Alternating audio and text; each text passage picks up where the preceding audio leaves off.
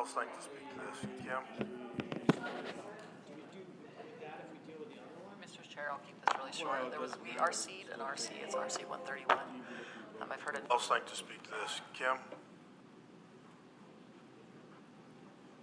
Mr. Chair, I'll keep this really short. There was RC and RC. It's RC 131.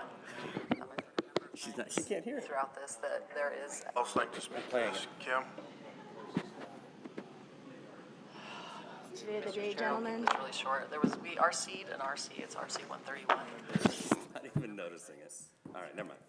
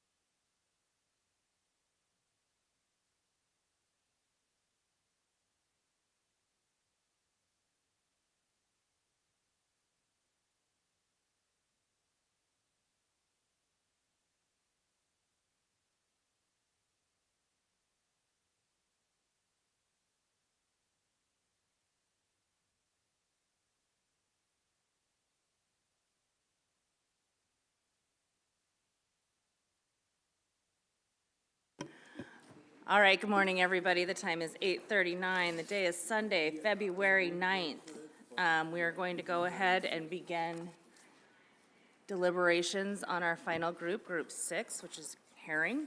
There are 20 proposals in this group. And we are going to go ahead and begin this morning with proposal number 171. 171, please.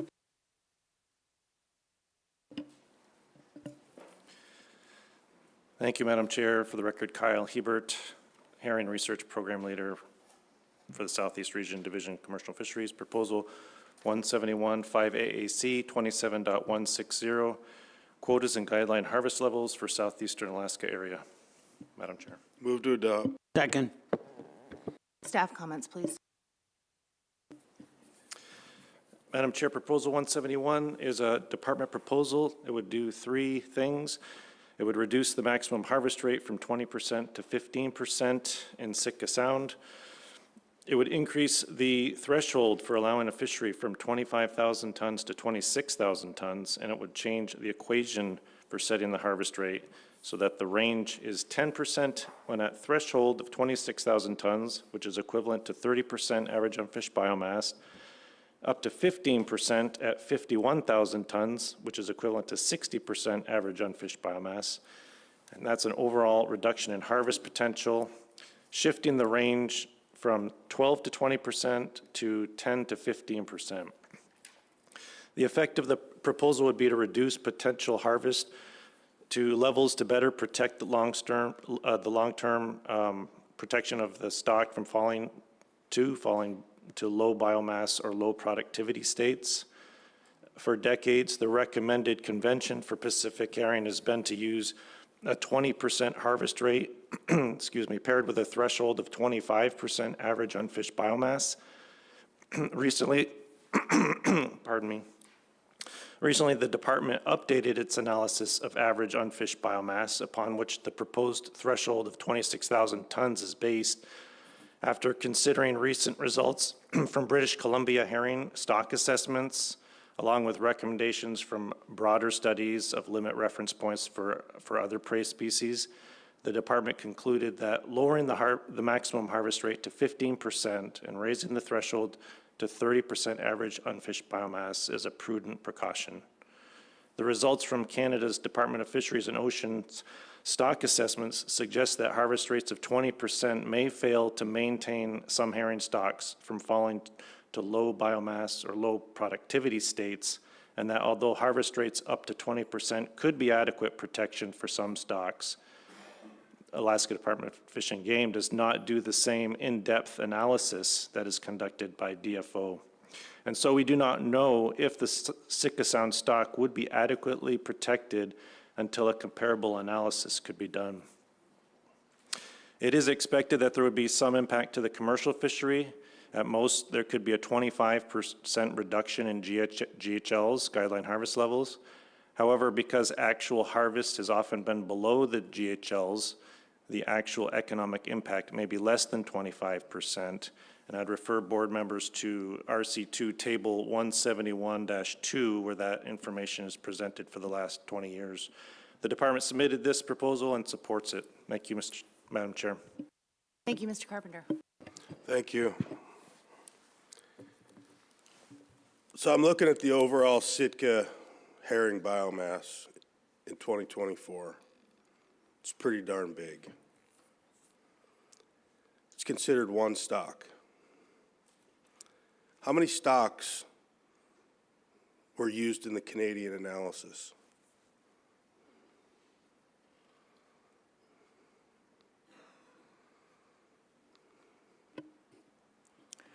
Through the chair, Board Member Carpenter. For the record, my name is Sherry Dressel. I'm the statewide herring fisheries scientist.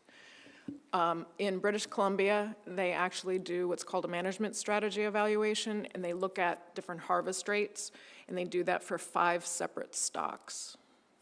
So 5 different stocks in the analysis in British Columbia, and from what I could tell, all of those stocks had a different harvest rate applied to them based on how big those stocks were. And so I'm trying to figure out for the life of me You don't have an independent study of your own. I understand that you're getting ready to do that. And it's like, to me, this is like comparing apples to oranges. And I guess, you know, if the overall biomass and the GHL that have been set the last 5 years were just barely above the threshold of 25,000 tons to open the fishery, I could totally understand doing something like this. But I have just not figured out why the department is bringing this proposal forward right now versus waiting for the next board cycle when you could have a lot of this analysis done, or you would be able to present information to the board that speaks directly to this one stock. If you'd like to reply to that, please do. Through the chair, Board Member Carpenter. So the 5 different stocks that Canada has done this analysis for, each of them have different natural mortality rates. They've had different environmental conditions. And like you said, they have a range of maximum rates that the science has found alternative harvest rates can support. There also, however, has been research as part of that, which has suggested that when a herring population goes into a low productivity or low biomass state, then a maximum 20% harvest rate is not enough. Sitka is clearly not at that point right now. Sitka is at a very high point. It's been a productive number of years so far, and so I fully recognize that it looks incongruous to recommend this now when the population is doing well. However, part of the research has suggested that herring can switch productivity states quickly, and the analysis, if we did it, even to do a partial analysis similar to what's been done in British Columbia, would take at least another 2 board cycles.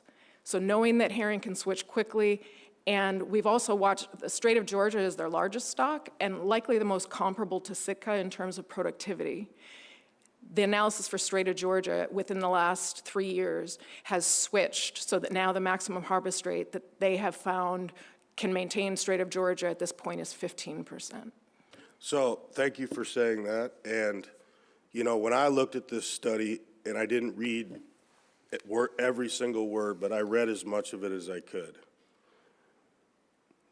This 15% number, from what I can tell, is basically an average that they took between the 5 discrete stocks that were in their study. And it appears to me that that's the number that you chose to use, an average. But this is one stock.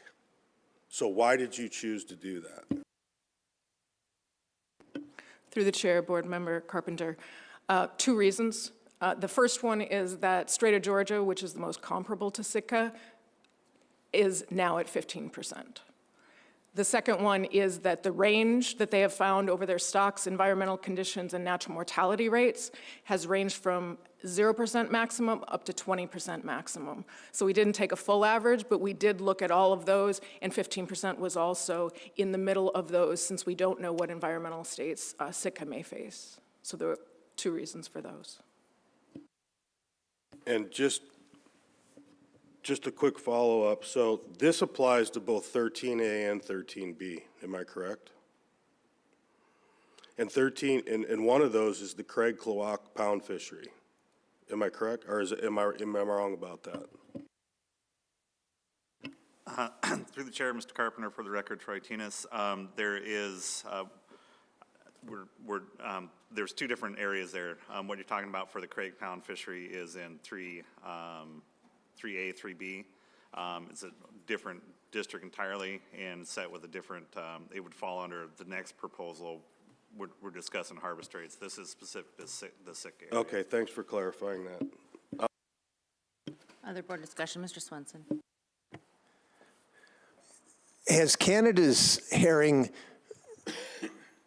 I mean, has it gone down a lot from what it once was? Or is it just kind of in the same, doing well? And tell me about that. Through the chair, Mr. Svensson, the British Columbia stocks have were at a low level in the 1970s, and then they built over the 1980s and 90s. And I think they peaked around sometimes, depending on the stock, there was some variability, but peaking in the 90s more or less, and then some of them declined and some of them maintained. So there's been a kind of a mix of stock performance among those 5 stocks. Some have gone down quite a bit and some have not. Madam Chair. Just to follow up, well, it would seem to me that, we might as you guys are suggesting, err on the side of conservation here, and I would tend to support this. Thank you. Mr. Wood? All right, I want to start out really basic, and the first question that I have is in 5AC 39.212 forage fish management plan. In this plan, herring aren't in it. All the others are. And we've heard a lot about forage fish and how they are a basic element to the food chain. Why aren't herring considered a forage fish in the management plan? Through the chair, Mr. Wood, generally speaking, herring are a forage fish, but they're not listed under that list of the forage fish management plan, more or less because of a grandfathering because there's existing herring fisheries that have happened for decades, so it was not included in that list. Okay.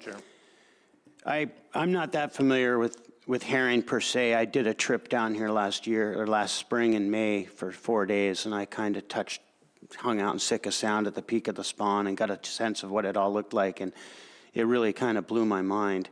I'm very familiar with hooligan or Ulicon, and the role they play in the food chain, especially with the kings follow them in and whatnot. So I guess my next question for you is, it's one stock in Sitka Sound, but how many different age groups do you think are coming in?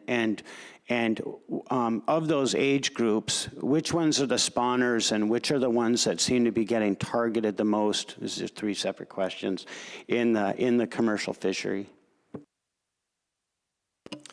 Through the chair, Mr. Wood, the targeted population would be age 3 and higher. Most of the mature population is age 3 to age 8. After age 8, the numbers of herring start to decline quite a bit, so there's not nearly as many post-age 8 fish in the population. So age 3 through age 8 is the primary target and composition of the mature population. Okay, so in the management plan as it existed, it was clear to me through talking with the area manager in there that you were still pursuing this fishery very conservatively, and actually I could note through the day on the Kestrel and all the stuff that we did that there was a little bit of wow, maybe. Well, whatever, that we got to be really careful here, but because we're not seeing the biomass come back like we'd expected that last year, okay? So I got that. I also assume that you're probably already managing pretty cautiously, so whether it's in the books or not currently, you're probably managing very cautiously. That's a question.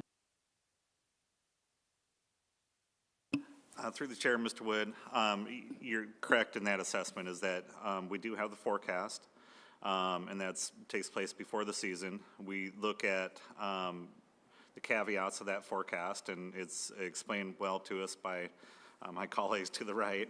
And once the herring come in and we're leading up to the fishery, we do as was explained in Mr. Hebert's oral presentation, and oral report that he gave earlier this meeting, we do more of a qualitative analysis of the biomass of the herring that has come into spawn using our state research vessel. And through our experience with doing that over many, many years, we kind of get an idea if that biomass we're seeing is what we would expect based on the forecast, or if it's less than what we expect based on the forecast, and we make adjustments in our management approach based on that those surveys.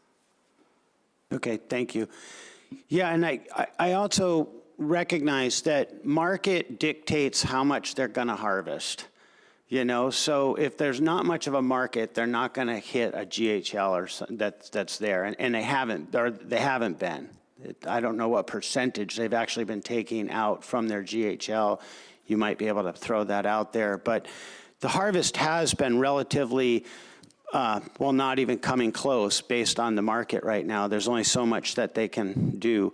But do you look at the time in which you start doing the test sets and then the harvest to make sure it's spread out through the run as opposed to early, middle, or late? Through the chair, Mr. Wood, yes, we take into to account the distribution of harvest through the sound, the distribution through time, the time the spawning takes place. We do consider that in our management approach. So, and you know, we are looking at essentially the quality of the herring, you know, where we can prosecute fisheries, and you know, different times where we've taken how the fishery occurs. If you know, if all the northern part of the sound, we try to distribute it to the southern part of the sound if we can. So I guess to answer your question, yes, we try to distribute the harvest among through the sound and through time. In regard to your prior question, what we were looking at as far as what percent of the GHL we've harvested, on average about 60% of the GHL from 2005 to 2024. Okay, I'll let other members ask questions for now. Mr. Bowers?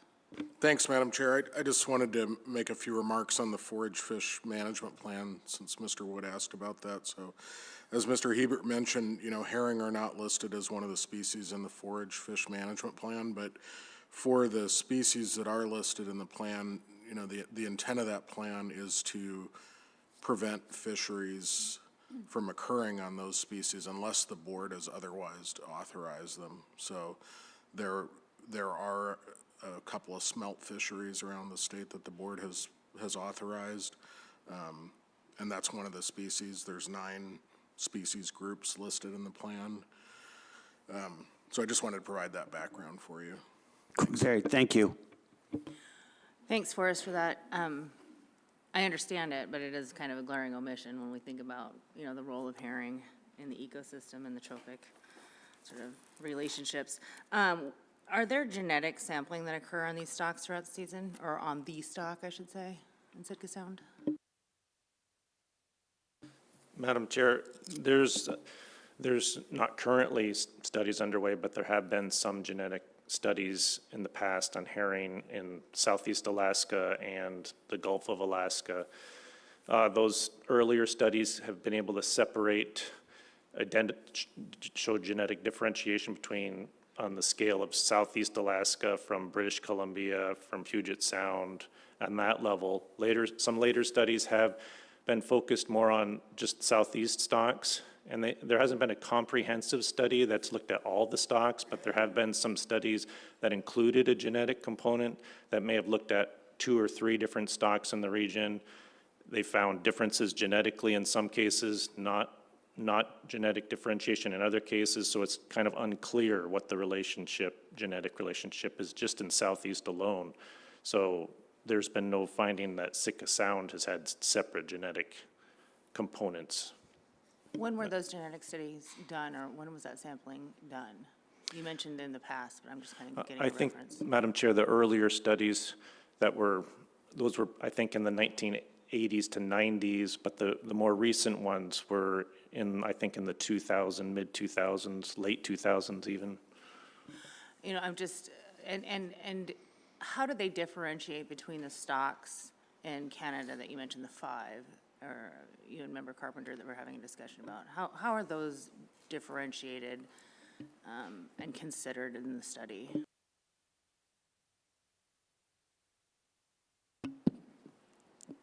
To the chair, as far as, I'm not completely familiar with genetics in Canada, but I do not believe that there have been genetics which have distinguished those 5 stocks. And the study of genetics has changed, it has changed dramatically. And so the department actually has shown support to other researchers and have actually given samples to researchers to try to get some of the newer genetic methods to be able to be applied, but we don't have those at this point. Thank you. I'm just trying to get an idea of this because we heard in public testimony and committee of the whole that there's at least 3 in the sound, and unfortunately, we can't manage with that granularity, at least not yet, that I'm aware of, or we're not doing it anyways. So I just kind of want to take that into consideration, especially since we've seen, other stocks in Southeast that just haven't recovered over time for whatever reason. They were present at one time and they are no longer, or they are extremely small. And so herring, in my experience, and granted it's not a lot, are kind of sensitive and they can kind of be easily wiped out. And it seems to take a long time for them to come back once that happens. And so I think that a conservative approach, for if no other than that reason, is appropriate. And, I don't know a lot about herring, but they seem to be rather fickle. But when they show up, they show up. Anyways, I think I'm pretty comfortable with the department's approach at this time. So I think I'll be supportive of it. Just another question in that space, though. What is the typical margin of error in your forecast?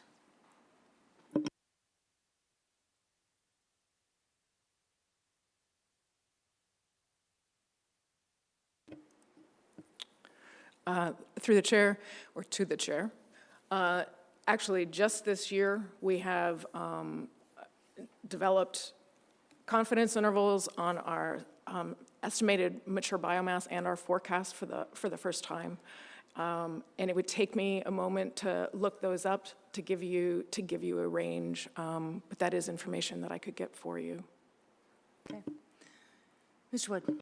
Yeah, thanks. So with the way things are changing, the water in the ocean, and understanding that herring are smaller to larger all the way up the coast, the Togiak herring being the size of humpies, do herring go with the water temperature and whatnot always come back to the same place, or are they actually moving up into these different areas? Maybe that's an unrelated question, but it's my curiosity on the herring. Through the chair, Mr. Wood, I think what you're asking is, do herring move from spawning location to spawning location or move around the region? Their herring have a fairly high fidelity rate to their spawning grounds. There is probably some movement between spawning grounds. And when I say spawning grounds, I mean areas at the size of Sitka Sound or Cashake's Cat Island. These are the spawning stocks level. We have not done analysis to show the extent of movement or strain. The Department of Fisheries and Oceans in Canada has done those kinds of studies through tagging studies, and they found between their 5 stocks that there could be strain anywhere from 5 to 25% to other spawning grounds, meaning the fidelity rate to their own spawning ground is 75 to 95%. So there's some movement for certain. It's a little unclear just how much it is in Southeast. Okay, last follow-up. But given the fact in public testimony we're hearing about the increase of whales coming in because of the food source in there, and do you take that into account at all? I mean, the jump of whales going from 50 to 150 to 200 seems rather significant. And then the stories of that whales, how they just strip the kelp of the eggs and how they actually just bulldoze her sideways to get the spawn on the edge of the seashore. Does that is that taken into consideration early season when you're seeing the spawn? Through the chair, Member Wood, specifically in Sitka Sound, the model that we use estimates the natural mortality year to year. And so that would include mortality, if there were mortality, say, from humpback whales. As far as the other piece that contributes to that is actually the harvest rate strategy. The harvest rate strategy and the forecast work together. And so the work that has been done in Canada actually incorporates the forecast error into the harvest rate strategy, and that's part of the reason that the harvest rate strategy, in this case, may be lower, is because it actually accounts for variations over and under predictions by the model. Thank you. Mr. Chamberlain. Thank you, Madam Chair. And for the department, there was some discussion in public testimony the other day over concerns with overestimation of biomass, and my concern in that is if there's a significant overestimation, what's the risk of crashing the return? Is there enough error in there? For instance, I think there was a couple of years where the overestimation was fairly substantial compared to the actual returning biomass. Through the chair, first, I guess I would like to refer to RC 129.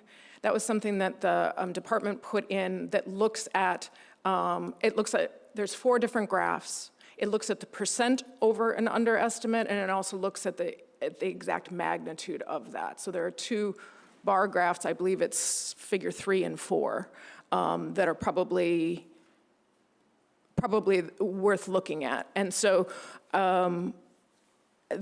so there are, yes, 2024 was a large over forecast. On average, the model performance has been that we under forecast on average by about 12%. We also under forecast more often than we over forecast, but we have had 2 large over forecasts in 2012 and 2024.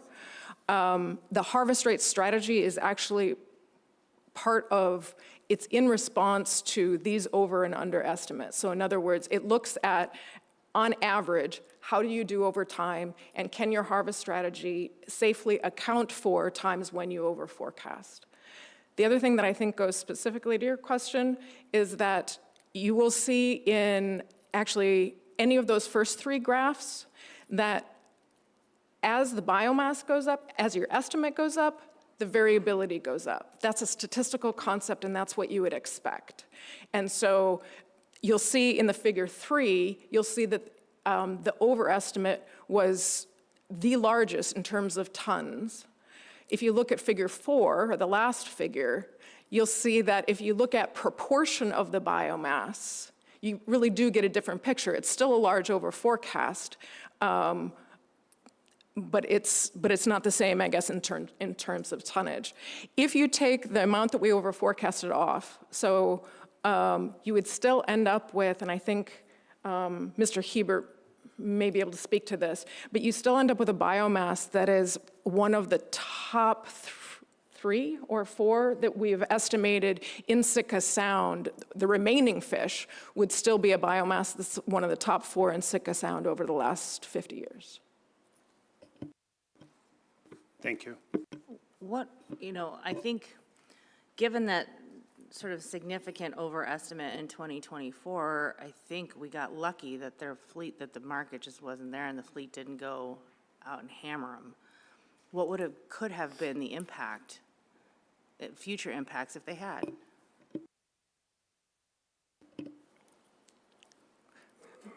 To the chair,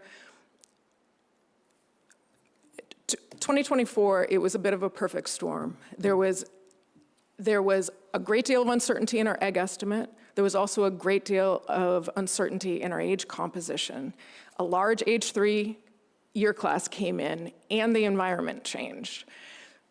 We knew about 3 of 4 of those. We could see that in our data, and that was information in addition to giving this forecast to the managers, as Mr. Tinas described. We also gave a considerable amount of information. We let them know that this forecast was more uncertain than most. We gave a sensitivity analysis which said if our data was wrong by this amount and in these ways, this would be your forecast. So the management had that information going into the season. And then in-season management is an important part of our precautionary management strategy. And my understanding, which Mr. Tinas can talk to more, is that they knew going into the season from discussing with fleet members that there was not an intention to take a large amount. And I think our exploitation rate ended up being 5-7%, something like that. Thank you, appreciate that. I mean, I guess I'm concerned that the increased frequency and possible perfect storm conditions, or there could be an increased frequency in perfect storm conditions if for no other reason than just the variability in the environmental conditions and the rapid changes that we see in that space. So again, I think this just kind of underscores my support and comfort level with going forward with a more conservative management scheme. Any other board discussion? Mr. Swenson, and then Mr. Bowers. Well, looking at that graph, it looks like for 20 years you guys were pretty right on from 95 to 2015. And then all of a sudden, you know, this big variation has happened. Is that mainly, I am assuming largely because there's not the market that there used to be for them, and so they're not taking near as many of the herring? Is that not correct? Through the chair, Mr. Svensson, I'm guessing that the graph that you're looking at is the third one in there. And if that's the case, that's because that's in tonnage, and the size of the forecasts were smaller, and so the percent that we were, or the amount of tons that we were off was also smaller.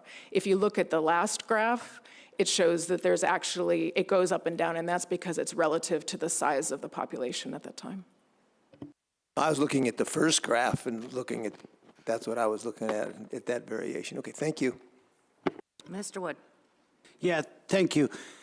I think the department's been doing well, and looking at the history of it, and looking at and having been there in person, checking out the fishery, I was impressed with how you were actually out there every day, looking. You were interacting with the community, the tribe, talking, and at the same time, you're being, I believed it was conservative.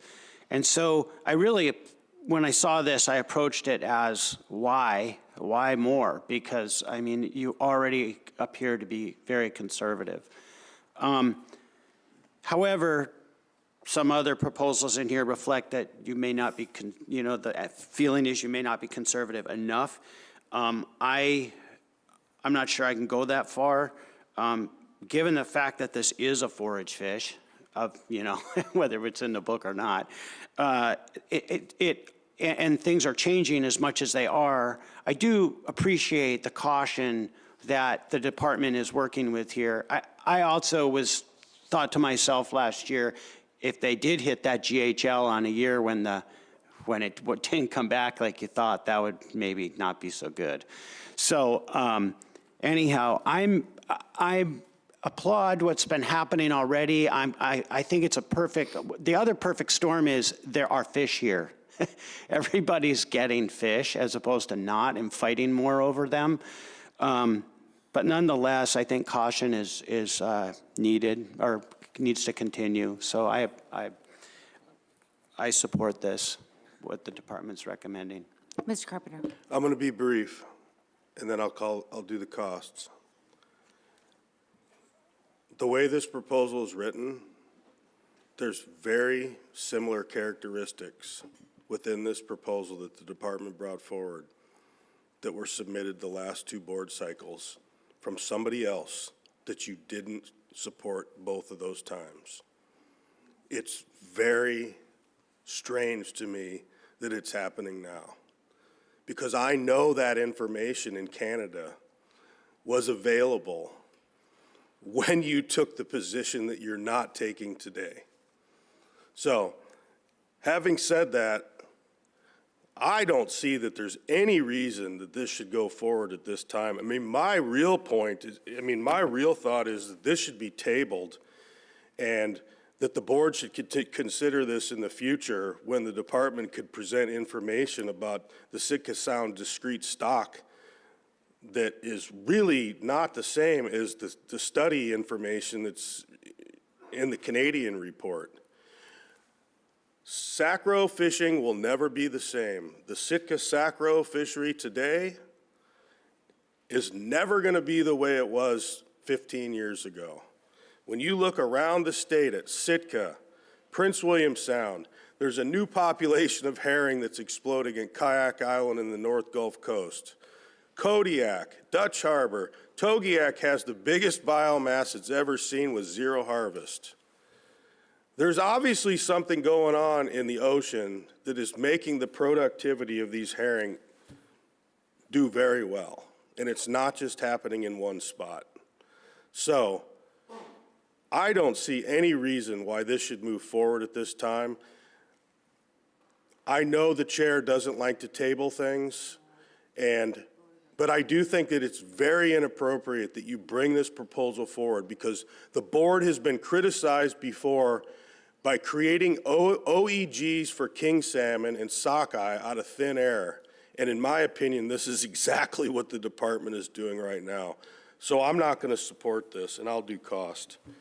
Approval of this proposal is not expected to result in any additional direct cost for a private person to participate in the fishery, and approval of this proposal is not expected to result in any additional cost to the department. And I'll call the question. Thanks. Before I recognize the question, I mean, I think if we're looking at correlative stuff, I mean, there hasn't been a market, and maybe that has something to do with presence and rebound of stocks. I don't know. Questions have been called. Errors and omissions. Director Payton. No, Madam Chair. Director Bowers. No, Madam Chair. Director Rita. No, Madam Chair. Mr. Peterson. No, Madam Chair. And Sergeant Fences. No, Madam Chair. Director Nelson, please call the roll. Final action, final action on Proposal 171. Zare. Yes. Chamberlain. Yes. Godfrey. No. Svensson. Yes. Wood. Yes. Carlson Van Dort. Yes. Carpenter. No. That motion carries 5 in favor, 2 against. Madam Chair. Proposal number 172. Madam Chair, Proposal 172, 5AAC 27.190, Herring Management Plan for Southeastern Alaska Area. Move to adopt. Second. Staff comments, please. Madam Chair, this is also a department proposal. Similar to Proposal 171, it would reduce the maximum allowable harvest rate from 20% to 15%, but in this case for all other Southeast Alaska stocks, not just Sitka. There is considerably less information for most other Southeast Alaska stocks than for Sitka, and these stocks are also much smaller, so lowering the harvest rate to align with Sitka would be prudent until we have analysis to support using a higher maximum harvest rate. Like, like Proposal 171, this is considered a precaution because analysis to determine the average unfished biomass has not been done for most of these stocks. So we do not know precisely what stock levels are relative to the 30% average unfished benchmark. The impact to commercial fisheries is expected to be relatively small. This is because other stocks in the region infrequently reach the level that allows the maximum 20% harvest rate. They must be at very high levels to do so. And so for most years in the past, harvest rates for these stocks have been less than 15%, though not always, and I'll refer board members to Table 172-2 in RC2 for that information. The department submitted and supports this proposal, Madam Chair. Thank you. More discussion. Mr. Carpenter. What's the threshold to open this fishery? Is it 25,000 tons or 20? Through the chair, Mr. Carpenter, there's several fisheries, several different stocks. They all have their own threshold. They range from 2,000 tons to 6,000 tons, depending on the stock. Is this percentage drop gonna hamper the ability for the department to open up the Craig and Kawak Pound fishery? Through the chair, Mr. Carpenter, no, it would not have an effect on opening the fishery. In Table 172-2 of the staff comments, it lists which years in the past would have been affected by this, but because of the way the kelp allocation tables are set up for that fishery, there's very few years where there would be an impact to that fishery at all. There was a couple years, I think, where there would be it would reduce it from the maximum kelp allocation. So really, would be little impact to that fishery. But there were years it wouldn't have opened. Through the chair, Mr. Carpenter, I don't believe so. From my look at the history of the fishery, I don't think the fishery would have closed under these scenarios. Other board discussion? I'm going to reference my comments to some extent on the previous proposal. Mr. Wood? Yeah, I'll just reference my past comments as well. Mr. Carpenter? Approval of this proposal is not expected to result in additional direct cost for a private person to participate in the fishery, and approval of this proposal is not expected to result in the additional direct cost to the department. I call the question. Question's been called. Errors and omissions. Director Payton? No, Madam Chair. Director Bowers? No, Madam Chair. Director Wida? No, Madam Chair. Mr. Peterson? No, Madam Chair. Sergeant Fences? No, Madam Chair. Director Nelson, call the roll. Final action on Proposal 172. Chamberlain. Yes. Carlson Van Dort. Yes. Zaret. Yes. Svensson. Yes. Godfrey. No.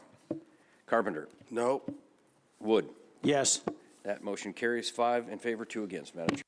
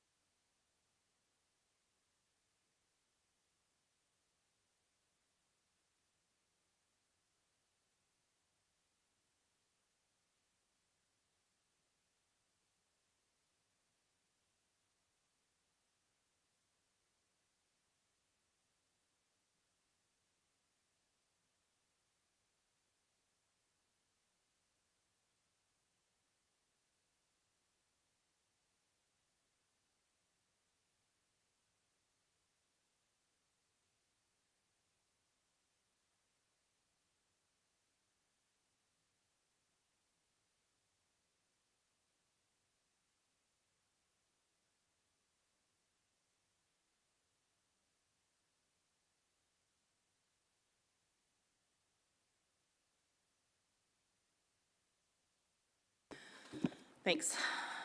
Proposal number 173.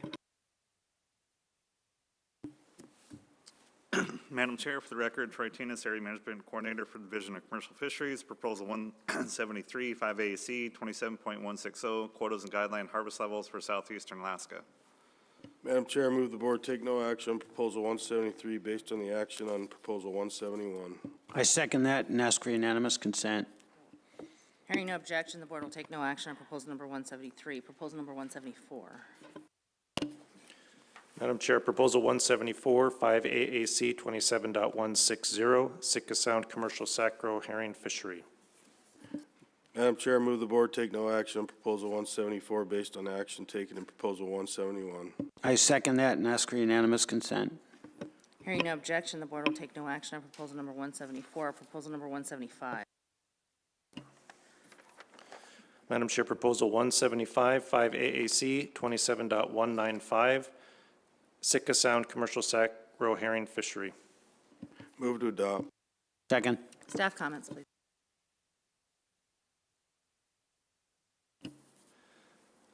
Madam Chair, this proposal would set a cap for the harvest in the Sitka Sound Sacro fishery of 15,000 tons. The effect of the proposal would be to reduce potential commercial harvest in some years, particularly those years of high abundance. In years of high abundance, that is greater than 75,000 tons, there would be additional herring left in the water, which may benefit the ecosystem or other user groups, but to an unknown extent. I'll reference table 175-5 for that information about the impact to the fishery. Such a cap would result in reducing the harvest rate when the population is above 75,000 tons. The department is neutral on the proposal, Madam Chair. Thank you. Board discussion. Anyone? Mr. Carpenter. I mean, I don't support this. This is an arbitrary number that's, I mean, we've just passed Proposal 171, which gives the department a clear way to manage this fishery, so I'm not supporting it. Mr. Wood.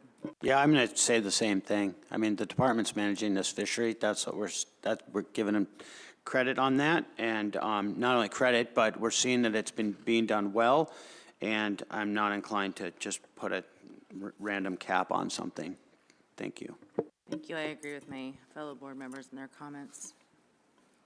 Mr. Carpenter. Approval of this proposal is not expected to result in additional direct cost for a private person to participate in the fishery, and approval of this proposal is not expected to result in additional cost to the department. I call the question. Question's been called. E&O. Director Payton. No, Madam Chair. Director Bowers. No, Madam Chair. Director Weta. No, Madam Chair. Mr. Peterson. No, Madam Chair. Sergeant Finsis. No, Madam Chair. Director Nelson, call the roll, please. Final action on Proposal 175. Wood. No. Godfrey. No. Carlson Van Dort. No. Zarray. No. Chamberlain. No. Carpenter. No. Svensson. No. That motion fails, 0-7. Madam Chair. Proposal number 176. Madam Chair, Proposal 176, 5AAC 27.160, quotas and guideline harvest levels for southeastern Alaska area. Madam Chair, move the board take no action on Proposal 176 based on its action on 175. I second that and ask for unanimous consent. Hearing no objection, the board will take no action on 176. Proposal 177. Madam Chair, Proposal 177, 5AAC 27.160, quotas and guideline harvest levels for southeastern Alaska area. Madam Chair, move the board take no action on Proposal 177 based on its action on Proposal 175. I second that and ask for unanimous consent. Hearing no objection, the board will take no action on proposal number 177. Proposal number 178. Madam Chair, Proposal 178, 5AAC 27.150, waters closed to herring fishing in southeast Alaska area. Move to adopt. Second. Staff comments, please. Madam Chair, for the record, my name is Anthony Wallach. I'm the Sitka Assistant Area Management Biologist. This proposal would expand the closed waters for the commercial herring fishing in Sitka Sound to include the waters of Section 13A, south of the latitude of Point Cackle, and in Section 13B, north of the latitude of Dorothy Narrows. Commercial opportunity would be significantly reduced or eliminated in most years. This would likely result in not achieving the commercial SACRO guideline harvest level in a given year. A reduction in commercial harvest may benefit the ecosystem and other user groups by an unknown extent. Herring spawn activity in Sitka Sound typically occurs during the months of March and April, and the Sitka Sound herring SACRO commercial fishery has only taken place during the months of March and April. The department is neutral on this allocative proposal. Designating an area as a fish reserve does not automatically close the waters to commercial fishing. The board would need to explicitly specify what harvest activities would be allowed in this area. Additionally, if the board did adopt this proposal and create a fish reserve, the outcome would be dependent on approval of the legislator. Madam Chair. Thank you. Board discussion. Mr. Wood. Yeah, thank you. Again, just having had the luxury of being able to get in a plane and fly over this last year, I was really struck at the area that was set aside for subsistence in front of town, close to the shoreline, around all the islands. Was able to fly around and see all the different sets out there, and it blew me away. That with all of the spawn in the water and the color, it was just fantastic. I just was like, all of a sudden, here's a proposal that asks for everything out there. kind of a big ask. And I'm like, that doesn't seem very reasonable, so I'm not supporting it.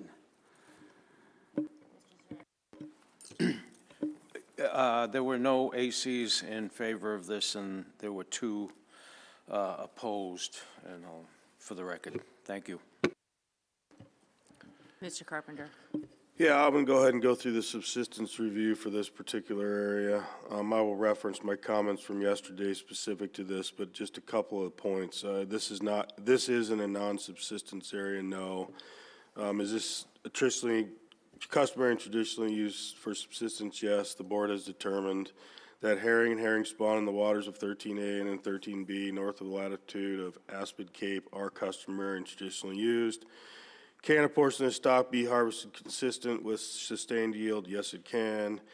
And what the amount necessary for, reasonably necessary for subsistence, there's a range of 136,000 to 227,000 pounds of herring spawn in 13A and 13B north of Aspid Cape. So having said that, I'll do cost. Approval of this proposal is not expected to result in additional direct cost for a private person to participate in the fishery, and approval of this proposal is not expected to result in the additional cost to the department. And I'd call the question. Question's been called. E&O. Director Payton. No, Madam Chair. Director Bowers. No, Madam Chair. Director Weta. No, Madam Chair. Mr. Peterson. No, Madam Chair. Sergeant Pensis. No, Madam Chair. Director Nelson, call the roll, please. Final action on Proposal 178. Zaret. No. Chamberlain. No. Godfrey. No. Svensson.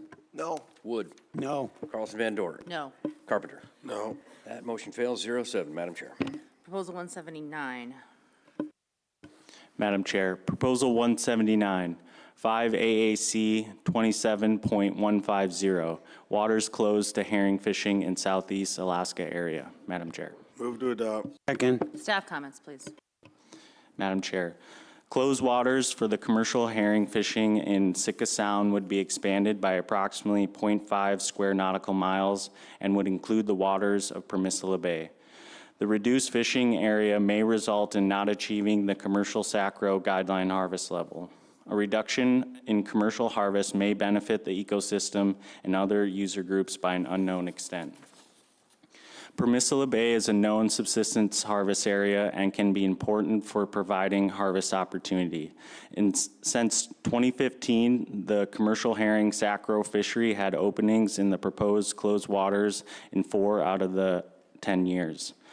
From 2018 to 2020, herring spawn distribution shifted to the northern areas of Sitka Sound, and during these years, according to the Subsistence Household Survey, these areas of eastern and Permisila Bays became more important places to harvest herring roe, and it has remained an important subsistence harvest area in recent years.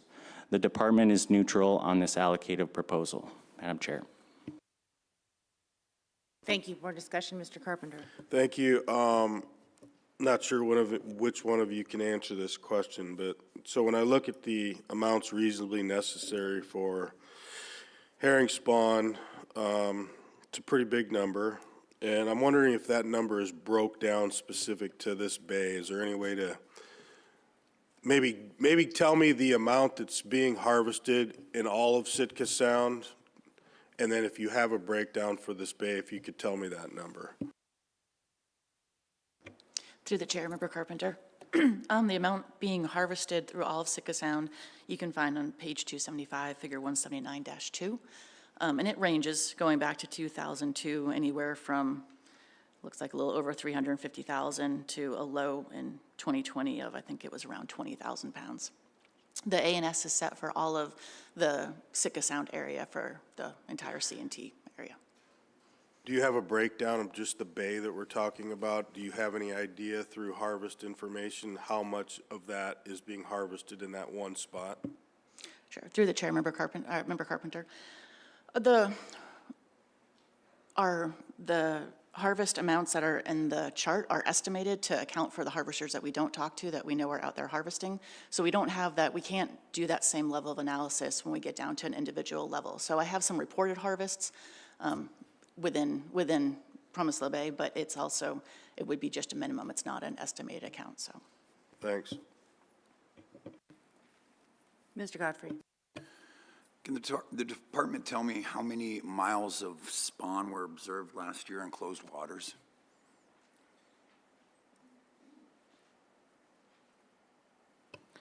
Through the chair, in closed waters, there was approximately 26 nautical miles of spawn.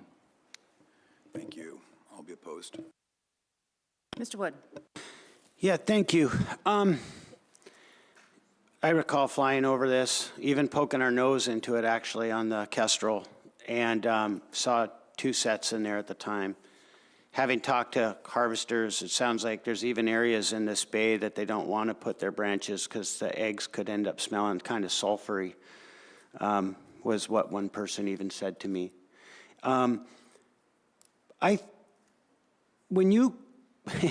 My impression is, looking at this fishery and how the department in Sitka is working with the tribes to be sure that they stay 200 yards away from sets and be respectful of where these sets are and where subsistence are. I think that's a pretty unique thing from what I saw. And I'd also add, if the herring just happened to be in there one year, and if this is closed off, how many more, test sets will be the next thing we're going to discuss here, but how many more test sets are you going to have to do to figure out where there's adequate spawn elsewhere in the sound compared to, say, in that bay right there, where they decide to all slow down and move in and start setting? And I mean, is it also just a function of just practicality? Like, I'm going to leave it with that. Please answer that question. Through the chair, Mr. Wood, that's a difficult question to answer as far as how many more test sets there would be, or how long much longer the commercial fishery could go, or what, the exact opportunity taken away.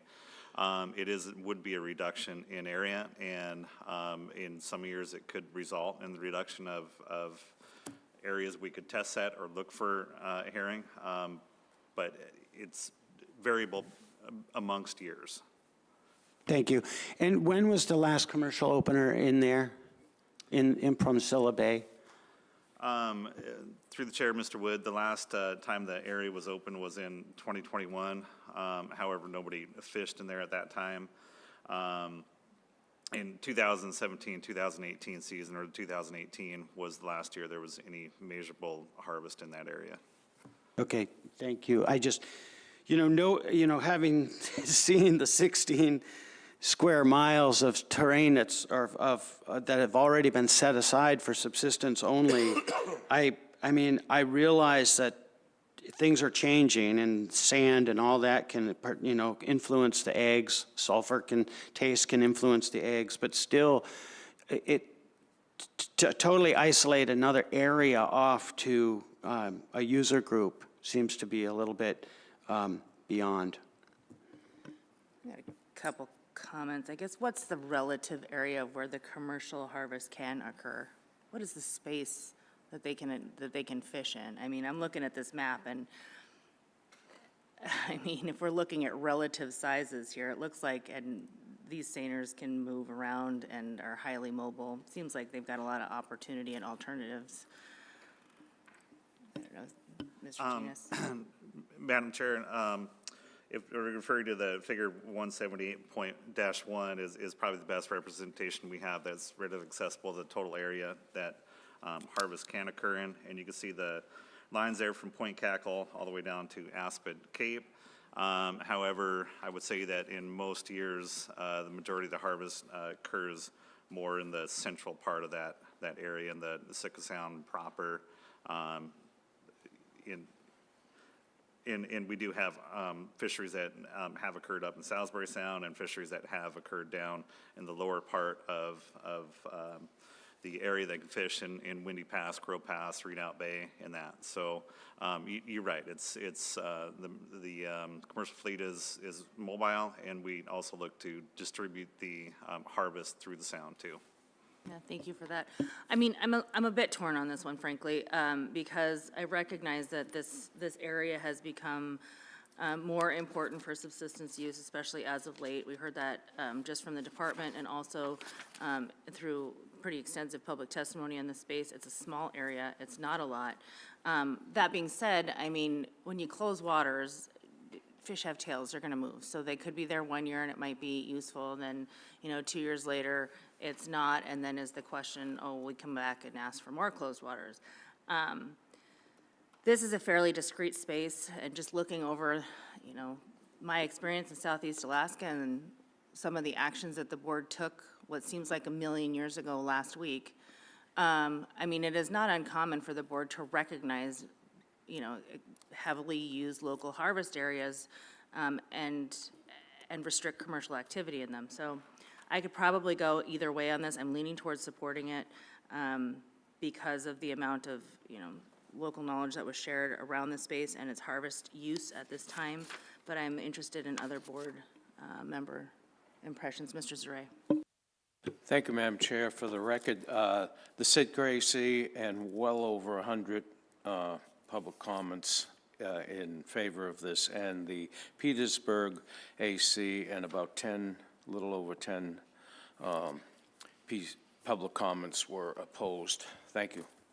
Thank you, Mr. Zaray. Mr. Chamberlain.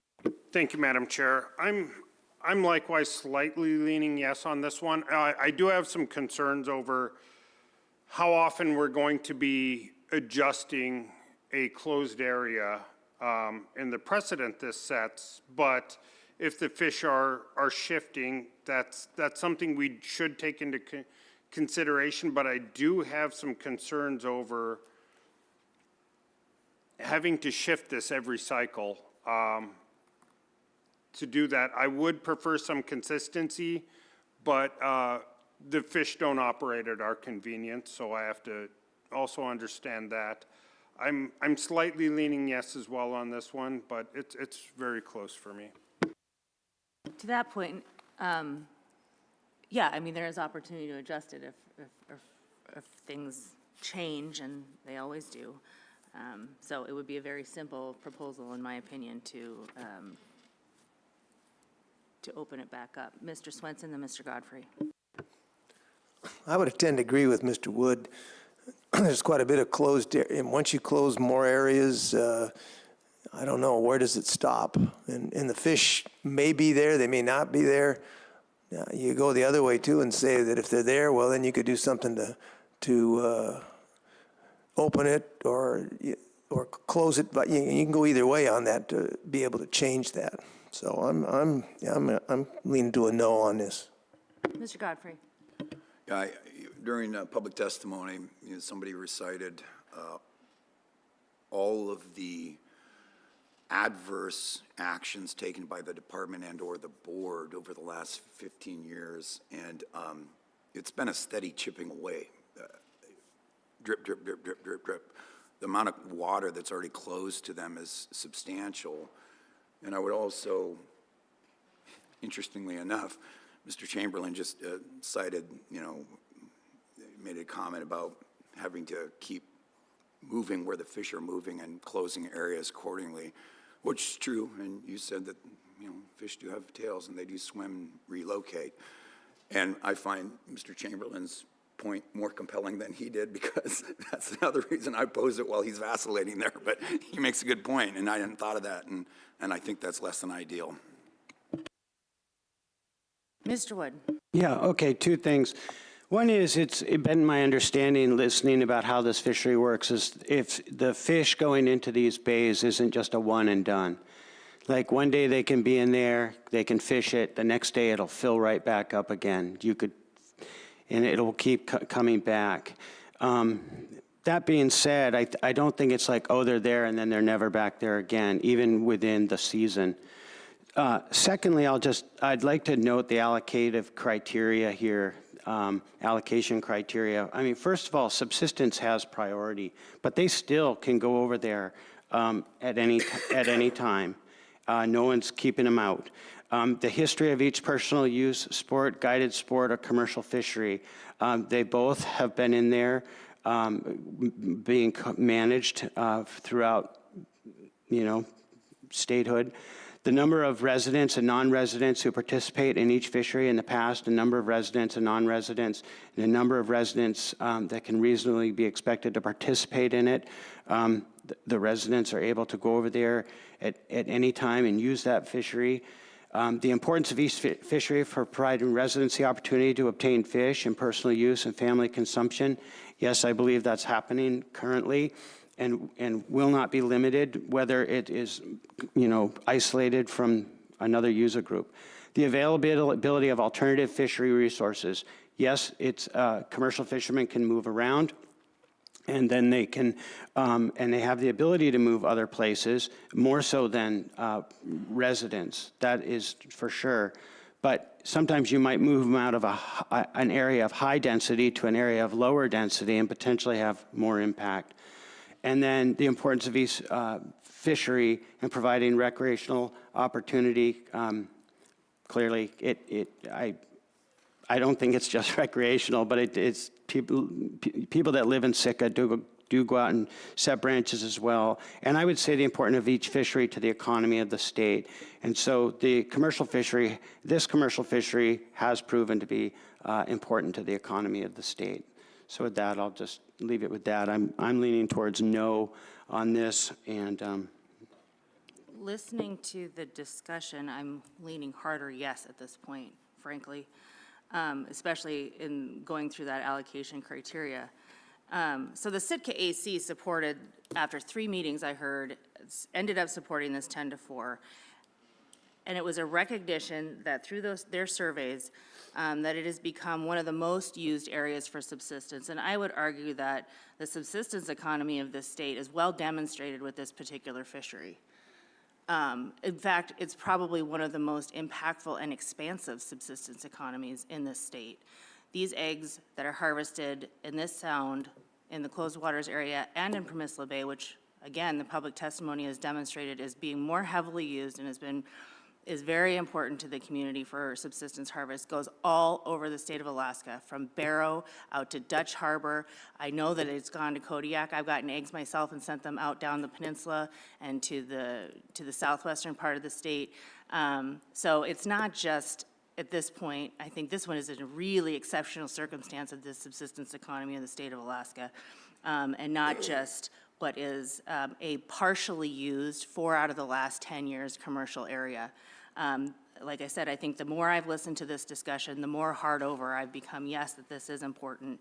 And not only for that reason, but also because of the safety considerations that we also heard in public testimony. This is an relatively easily accessible, calmer waters areas, not out in the open. You can get there in a small open water skiff, and you can harvest safely in this area. At least that's what I heard in public testimony. I don't think it's unreasonable, especially considering the low use that this bay has had in the commercial fishery in at least the last 10 years, and I'm a solid yes at this point. Mr. Chamberlain.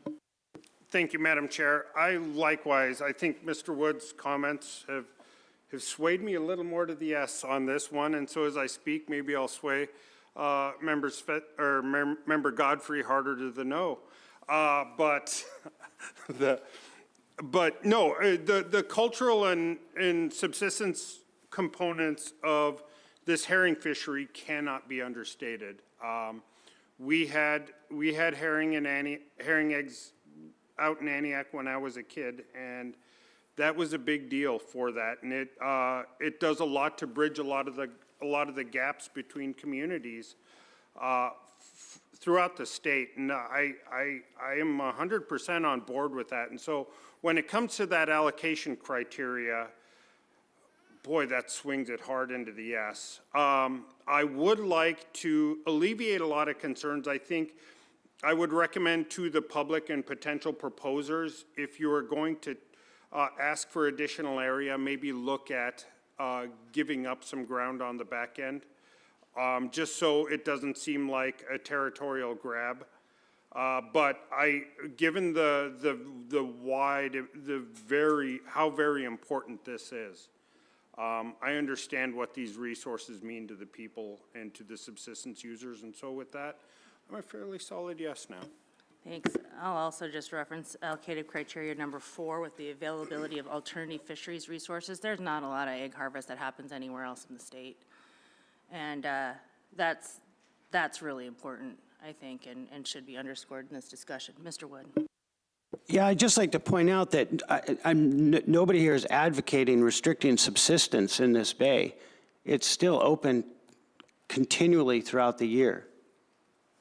Understood. Thank you. Mr. Zare.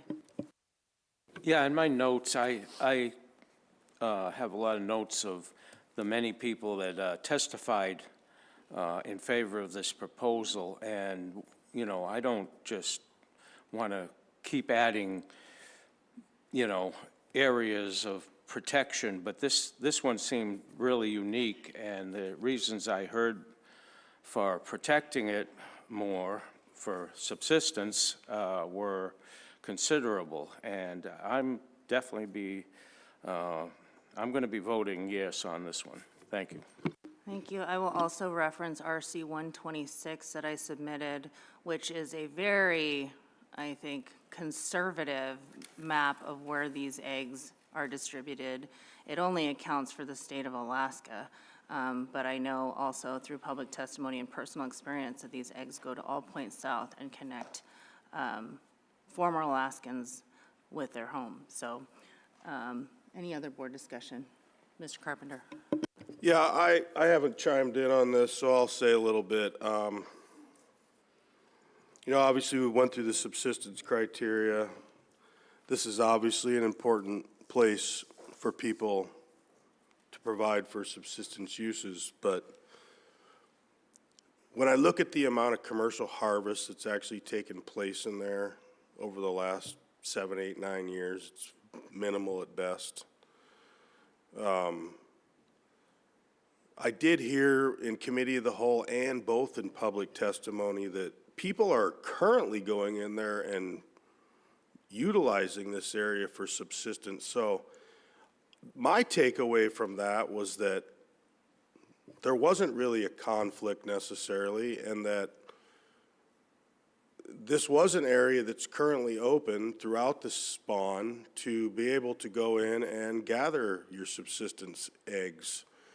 And so I'm just not really sure that a set-aside right now is quite necessary, because I don't really see a problem that exists. If there was a problem that existed, I would definitely err on the side of the subsistence user. I just don't see that necessarily. And if people would have come up and said, we can't go in there because the harvest on the commercial side is too much, they're interfering with, you know, our subsistence activities, I just didn't hear that. So I think that this is kind of a unique situation around Sitka, and obviously I take it very seriously, but I mean, until it can be demonstrated that there is a real conflict, I just can't support it. So approval of this proposal is not expected to result in any additional direct cost for a private person to participate in the fishery, and approval of this proposal is not expected to result in any additional cost to the department. I'd call the question. Question's been called. E&O. Director Payton. No, Madam Chair. Director Bowers. No, Madam Chair. Director Wida. No, Madam Chair. Mr. Peterson. No, Madam Chair. Sergeant Finsis. No, Madam Chair. Director Nelson, please call the roll. Final action on Proposal 179. Chamberlain. Yes. Carlson Van Dort. Yes. Zaret. Yes. Svensson. No. Godfrey. No. Carpenter. No. Wood. No. That motion fails, 3 in favor, 4 against, Madam Chair. Proposal number 180. Madam Chair, Proposal 180, 5 AAC 27.110, fishing seasons for southeastern Alaska area. Madam Chair. Move to adopt. Second. Staff comments, please. Madam Chair, the latitude would be the actual location of Aspig Cape. The latitude described in regulation would be moved approximately 0.6 nautical miles south. This will improve the clarity of the southern boundary of the Sitka Sound herring sac-roe fishery. The department submitted and supports this proposal. An alternative solution would be to delete the reference to Aspig Cape, so just the latitude currently described in regulation defines the southern boundary. Madam Chair. Board discussion. Mr. Carpenter. I mean, This is somewhat housekeeping in nature, the way I take it, and I mean, could you just touch on how big of an area this adjustment is? Is it in tenths of a mile? Through the chair, yeah, this would move that southern boundary about 0.6 nautical miles south. Okay, well, I mean, if the department thinks it's important, I haven't heard any reason not to do it, so I'll support it. Mr. Wood? I didn't hear any public comment one way or the other, so I'm inclined to support what the department's offering here. I think I will note that my notes state that Petersburg AC was supportive unanimously. Any other board discussion? Mr. Zurek?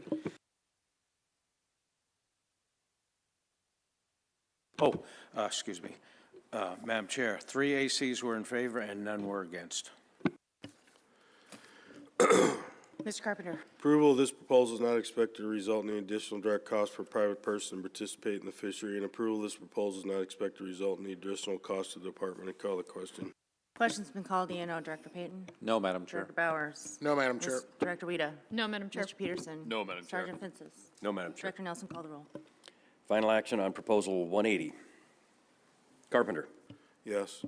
Zare.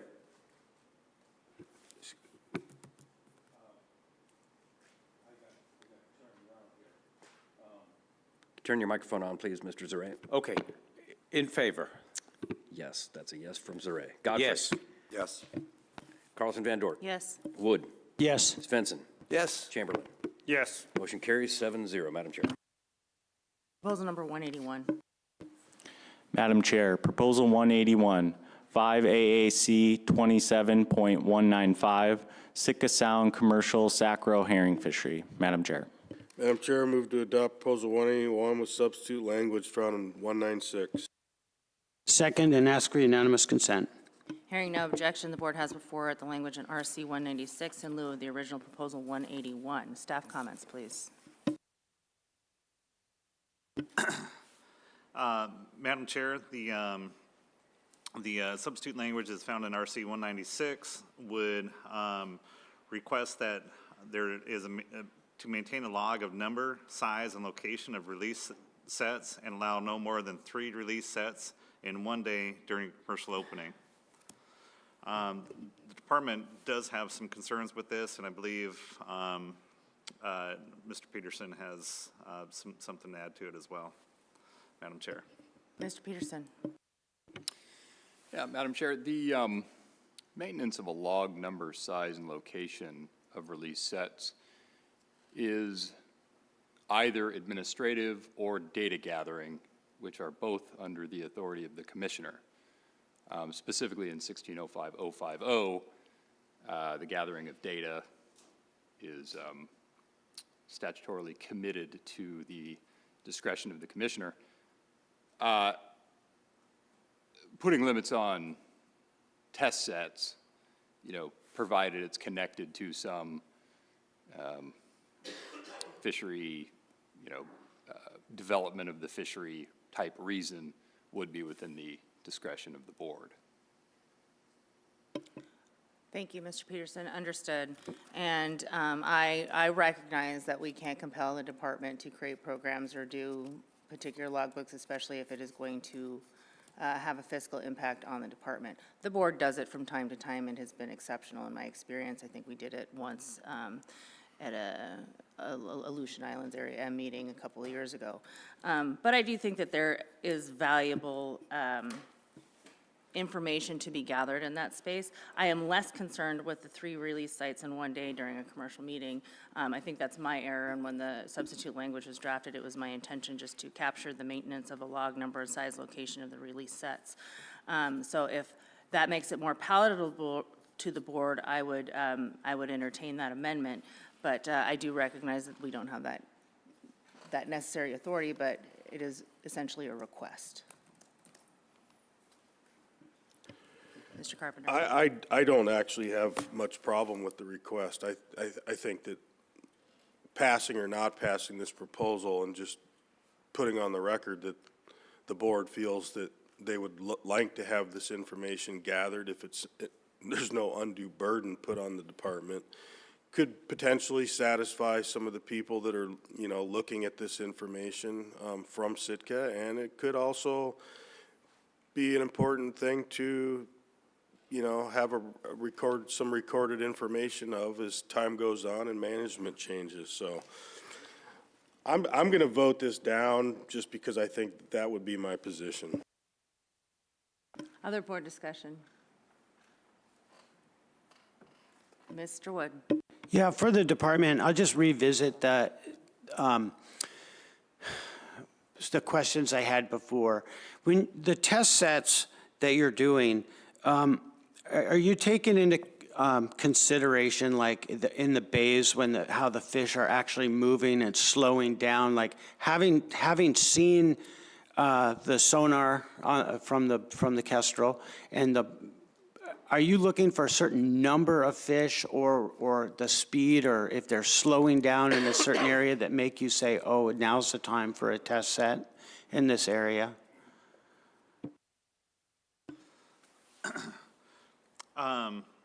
So through the chair, Mr. Wood, as far as where we line up test sets, we typically are out there on the Kestrel, surveying the biomass of herring, seeing where the locations of the herring are congregating. We're also talking with commercial boats that are out there and what they're seeing. And once we've identified a biomass that we figured would constitute a orderly fishery, at that point we start looking to line up test sets to gauge the quality of the herring that would be taken in the fishery. And it's at that time, you know, we give permission to the test boats to make a set. We have department staff on hand to sample those fish. And as soon as the department staff is able to get samples from those test sets, we request that the boat release the set. And often that can be done very quickly. And also I just want to say we maintain a log of those test sets, and we also put the test set information, how many test sets there were, and what the results of those test sets, as far as approximate how many tons were harvested, and the resultant samples of roll quality in our daily announcements. Thank you. How many typical test sets are done in a day, you know, when you're actively conducting them? Madam Chair, it can be highly variable between the days and throughout the years. You know, if we look through over a time of taking, when we've recorded test sets, I mean, there's variables between, you know, down to, you know, 5 test sets in a year up to about, well, a little over 60 in a year. So again, that's, you know, generally like distributed over time and over area. If we look at the most recent year, I believe it was pointed out, in 2023, there was 53 test sets, and 2024, there was 14. So it can be from maybe 1 to, you know, several. My question was related per day. So how many typically per day are occurring when you're actively testing? The recent 10-year average is about 2. Mr. Bowers? Thanks, Madam Chair, and I appreciate the description that Mr. Tinas provided of the test set program. Just a question to clarify the substitute language in RC 196. Is this log that's described here, is that related to test sets or commercial sets that are released? I think both, but, yeah. Yeah, because they're, you know, our practice is to document the test sets that we authorize, but, you know, during the course of the fishery, there may be sets, commercial sets, not test sets, that are released because they set on fish that are not marketable. And we try to discourage releasing sets once they've started to pump on those fish. Ideally, if they're going to release a set, it would occur before they've started to pump. So I just wanted to get a little bit of clarification on that. No, I Thank you. appreciate that, and I think that that's part of what the data that's missing that was, sort of being attempted to capture. Again, this proposal was a bit confused, but the original proposal, but it was presented in Committee of the Whole as a suite of options, and this particular piece of, or option, I should say, I thought was reasonable. Is that information publicly available? Madam Chair, as Mr. Tinas stated, in the advisory announcements that are issued almost daily during the fishery and the lead up to the fishery, we do publish the test sets that occurred that day. That might be something that we could include more formally in our annual management report. We don't necessarily know about every commercial set that's released. We see a lot of them, but there could be sets released that we are not aware of. So that would be something that, we would have to try to modify our operations to track better. Which also brings up an interesting question in the commercial releases or tests or whatever you want to call them. How many of those are occurring on a typical day? Release sets in the commercial fishery, Mr. Tinas, do you have an estimate of that? Madam Chair, that's also dependent on what kind of quality of herring that they're seeing on a given day. Ideally, with our test sets we have leading up to a commercial fishery, we eliminate that possibility. However, as we've heard, the herring do move around in the course of a day, and so you could have herring that we didn't make test sets on move into an open commercial area. And so I would say there could be, openings where there's 0 sets released, and I'd say that's probably more the norm. But, certainly there's days openings that there's more test sets released, and we monitor that to the best of our ability. And if we start seeing sets that are being released, we close down the fishery. Okay, thank you for that. Mr. Godfrey, then Mr. Zare. I understand the department's opposition in their comments on this, and the comments are pretty extensive as far as explaining the background of this. I do recall during Committee of the Whole concern, while it's in periphery in the department's comments, because they're talking about the overarching management, the focus on the commercial harvest and the marketability. I think a collateral impact here would be the marketability and the marketing opportunities would be diminished as well. So for that reason also, I'll be opposing this. Mr. Zare. Thank you, Madam Chair. There was 1 AC and 100 public comments in favor of this, and there was 1 AC and about 12 public comments opposed. Thank you. Mr. Swenson. Other board comments? Mr. Carpenter. Approval of this proposal not expect to result in additional direct cost for a private person to participate in the fishery, and approval of this proposal may result in additional cost to the department to provide staff time in order to ensure complete logbook and status of all commercial sets is maintained, and I call the question. Question's been called. Arizona Emissions Director Payton. No, Madam Chair. Director Bowers. No, Madam Chair. Director Rita. No, Madam Chair. Mr. Peterson. Anything more than what you've already put on the record? Yes, there is more that I haven't put on the record. This exact statute actually has been the subject of litigation based on unclear language that was adopted by the board decades ago that was then codified in a way that wasn't exactly what the board passed, creating an affirmative duty for the department to arguably undertake certain actions in their management of the fishery. We're not going to allow that to happen again at the Department of Law because we'd be in the position of codifying a regulation that we know there's no authority for and then turning around and defending that regulation. We can't do that. So if this were to pass, we would indicate in the regulatory language that though the board has no authority to do so, it would appreciate if the department did these things and make it explicit that there is no affirmative duty for the department to do it.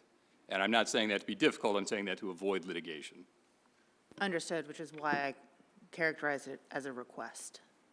Sergeant Fences. No, Madam Chair. Director Nelson, call the roll, please. Final action on Proposal 181 as amended. Wood. No. Godfrey. No. Carlson Van Dort. Yes. Zare. Yes. Chamberlain. Yes. Carpenter. No. Svensson. No. Motion fails, 3 in favor, 4 against, Madam Chair. Proposal number 182. Madam Chair, Proposal 182, 5 AAC 27 point new section. Madam Chair. Move to adopt. Second. Staff comments, please. Madam Chair, each season, GO1A permit holders would have the option of fishing open pounds for spawn on kelp in lieu of purse seines for sacro herring in the Sitka Sound herring fishery.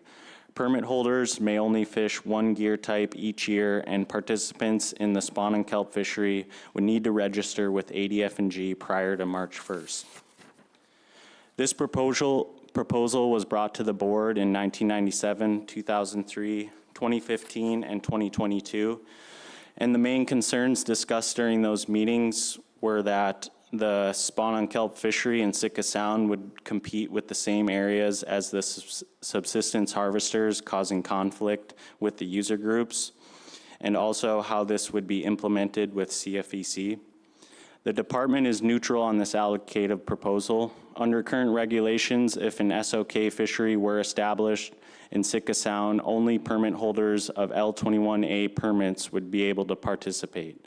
To establish a new Sitka Sound spawn and kelp pound fishery exclusive to GO1A permit holders, CFEC must first exclude the waters of Sitka Sound to pound fishermen holding L21A permits. Additionally, a kelp harvest management plan would need to be adopted for this fishery. Madam Chair. Thank you. Board discussion. Mr. Godfrey, then Mr. Swenson. I had a conversation with the proposer. Obviously, he spoke during committee of the whole.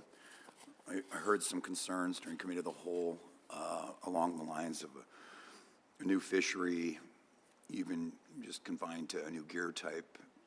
But in light of the fact that it's not bringing any new participants, it's, if anything, I think it's a pilot. It would be a pilot program. It would probably take some time to generate much momentum. Not unlike the beach seining in Cook Inlet that was attempted.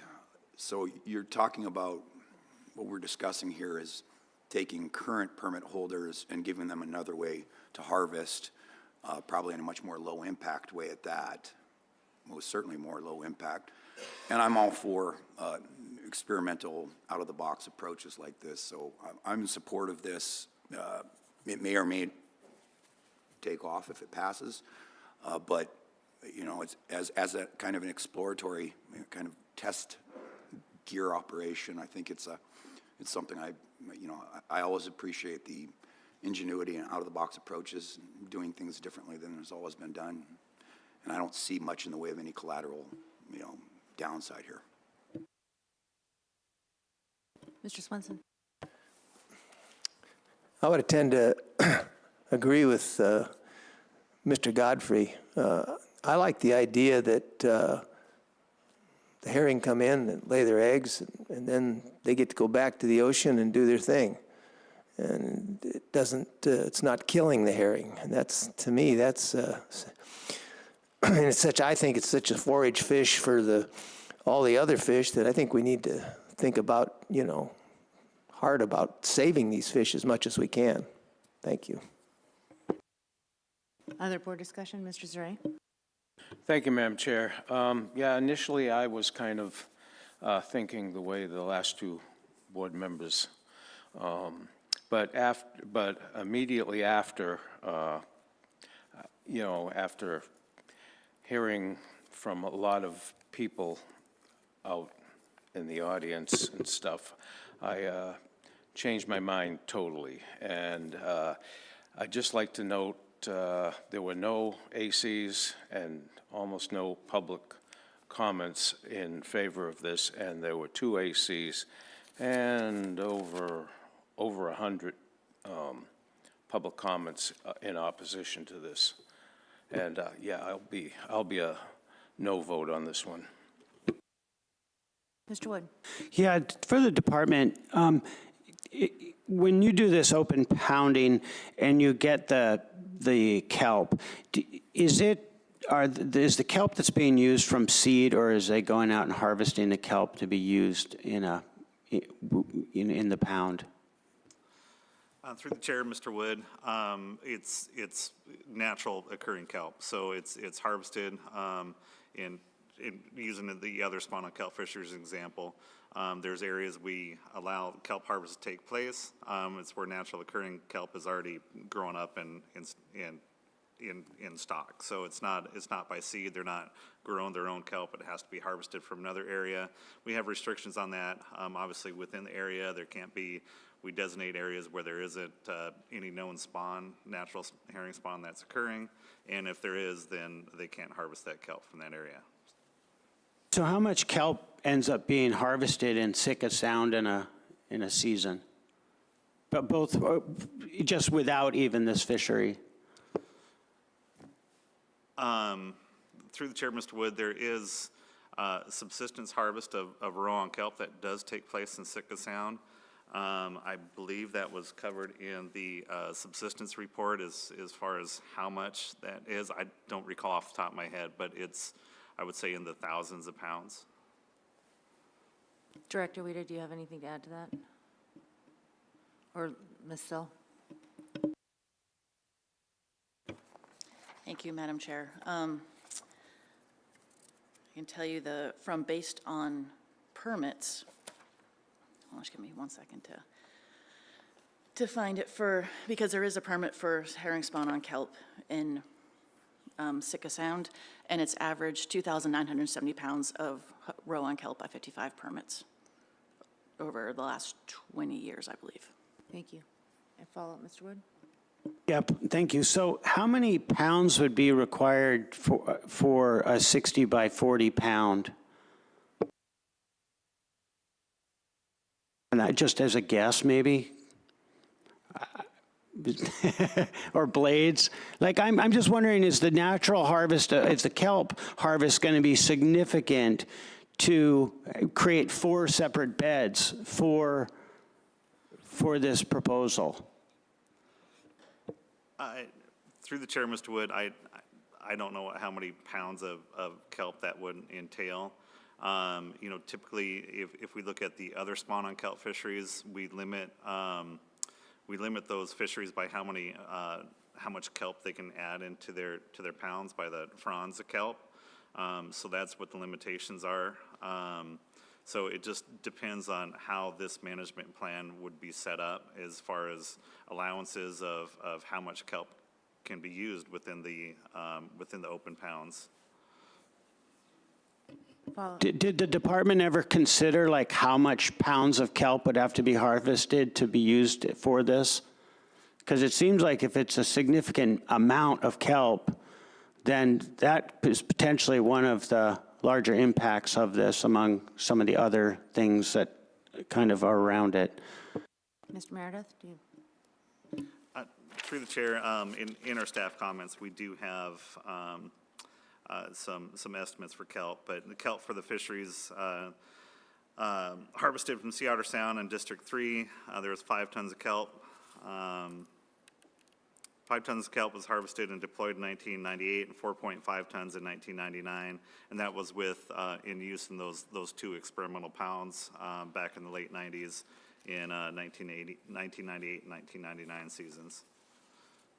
That was for the pounds, for the actual herring pounds. Correct. That's what was used in those experimental pounds in Sitka Sound in the late 90s. Okay, so there's like harvested up to anywhere from 5 tons to 4.5 tons, and then the subsistence harvest you said was 2,975 pounds? Through the chair, that's correct. However, the subsistence harvest would include eggs on the kelp as well. So, all right. Yeah. I think I wish we had another word for these containment areas other than pounds. Yeah. It's getting very confused. Mr. Meredith? We could call them trawls.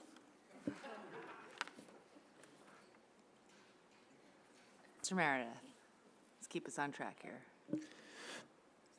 Madam Chair, for the record, Bo Meredith, Ketchikan Area Management Biologist, Commercial Fisheries. When we had a discussion with the proposer 3 years ago, it was a lot of kelp.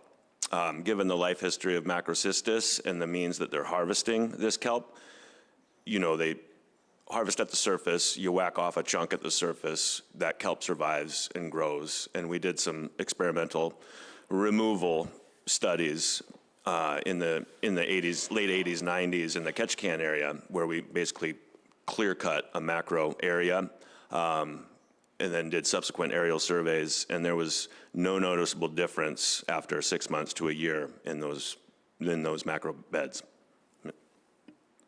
Mr. Wood. So it sounds like it grows pretty fast, like a weed. But what if it was more, you know, if each permit holder had 4 of these down the road, and then you had I mean, is there any idea of how much exploitation of the kelp it can be taken out of an area like Sitka Sound?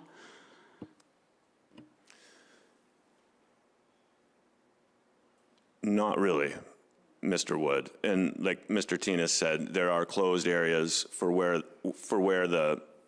currently the pound fishery can harvest kelp, and you know, in the Craig area, in the Heidelberg area, and in the Sitka area, you have designated closed areas to protect spawning areas. But as far as how much harvest can a Macrocystis bed support, given the harvest strategies and provisions, I would say it can support a lot. Okay. Wow, one more question. Thank you. I'm done. Mr. Carpenter. Yeah. It's quite obvious that the board has the ability to allocate. That's the only reason we're here, quite frankly, for the most part. And when I look at the history of this, you know, the allocation of Sitka Sound herring is specifically right now, there's one gear group that's authorized to harvest that at the department's discretion. And so, in my opinion, even if the board were to say, this is a great idea, I think that there's going to have to be some movement at CFEC to deal with giving a new gear group, which they may create or they may not create. I have no idea. They're an independent part of the state government. And I guess maybe it's a question to Mr. Peterson. Am I reading this right? And if I'm not, please correct me. Through the chair, Member Carpenter, you are reading it right. And this actually came up at the board meeting the last time this proposal was up. I don't remember, it was several years ago, but I think some of you were on the board. And there'd been some confusion about what needed to happen. Effectively, if the board passes it and separately the CFEC takes action to allow this change to the gear under the same permit, then there'd be a fishery. If the board doesn't pass it, or if the CFEC doesn't make the change that they would have to go through their independent process and make or not make, then there wouldn't be a fishery. Clear enough. Mr. Wood. Right.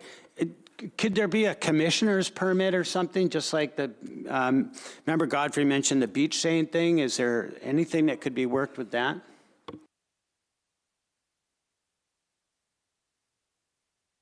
Mr. Bowers. Thanks, Madam Chair. So under AS 1605050, the commissioner does have authority to authorize experimental gear types, and that was the authority used to authorize the earlier experiments in this fishery. So, you know, I'm not sure that there's a lot more to learn. I think we, you know, that's the intent of these experimental permits, is to evaluate the effectiveness of a new gear type. So it would probably work here. I mean, you would probably be able to harvest a viable, marketable product. I mean, that's why you keep seeing this proposal. So I'm not, while we do have the authority to issue a permit, I'm not sure if it would be in the best interest of the fishery or the state to do so at this time, given, you know, the intent of that authority to test a new gear type. We've already done that. Thank you. Mr. Chamberlain? Thank you, Madam Chair. I love this idea. I think it's a really good idea. My only heartburn comes with the use of this gear in subsistence areas, and I think there were some limitations, but it does allow for that, and I think for me that's tilting me towards a no. If this was just in a commercial gear area, I probably would have voted yes, but reading it the way I'm reading it or understanding it how I'm understanding it, I can't stand behind it. Mr. Carpenter?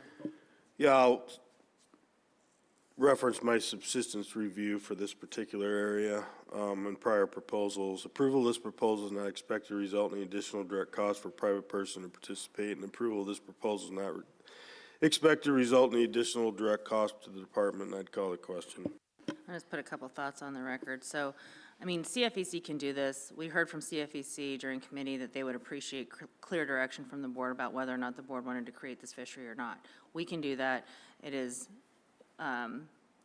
you know, the board is typically encouraged to look at the opportunities for creation of new fisheries. But this has got a convoluted history, in my opinion, and, you know, there has been, in the past, permitted roe and kelp fisheries in this area. And it, you know, it got to the point where my understanding is that the kelp beds were depleted, or the kelp was depleted in that space, and so that was an issue. My primary issue is that, you know, we don't know how the markets would respond to this, or what, if any, effect it would have on the sacro, permitted sacro fishermen. But my concern is that even maybe in its infancy, there would be definitely pound structures in the core subsistence areas. That's problematic for me in and of itself. There's already a lot of conflict in that space that the board has endured.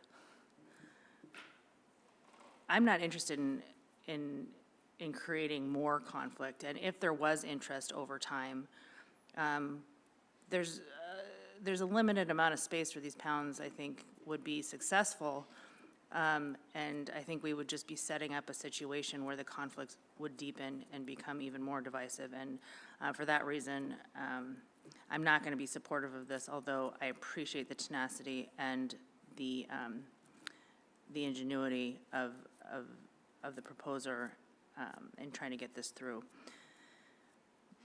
This is probably not the place to do it. Any other board discussion? Mr. Wood, and then Mr. Zare, and then I'm going to call a question. Okay, yeah, I think it comes back down to location, location, location, and right now, it's already a very congested location. I love the idea. I think it's probably visionary, but the time and place is really, I'm not sure it's suitable for it right now. I really applaud the way that this could be prosecuted, but I just think in this area in particular, it gets really messy, so I'll be a no. Mr. Zare. Thank you, Madam Chair, and to keep it short, I'm just going to say everything that Mr. Woods just said, I agree with, and that's what I would have said. Question's been called. E&O, Director Payton.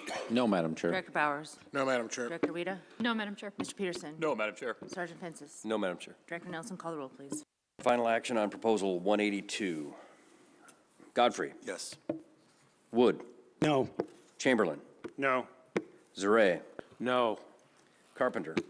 No. Svensson. Yes. Carlson Van Dort. No.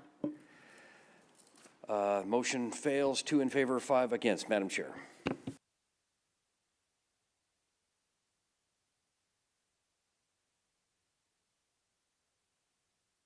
Okay, we're going to take a quick break so some folks can check out of hotel rooms.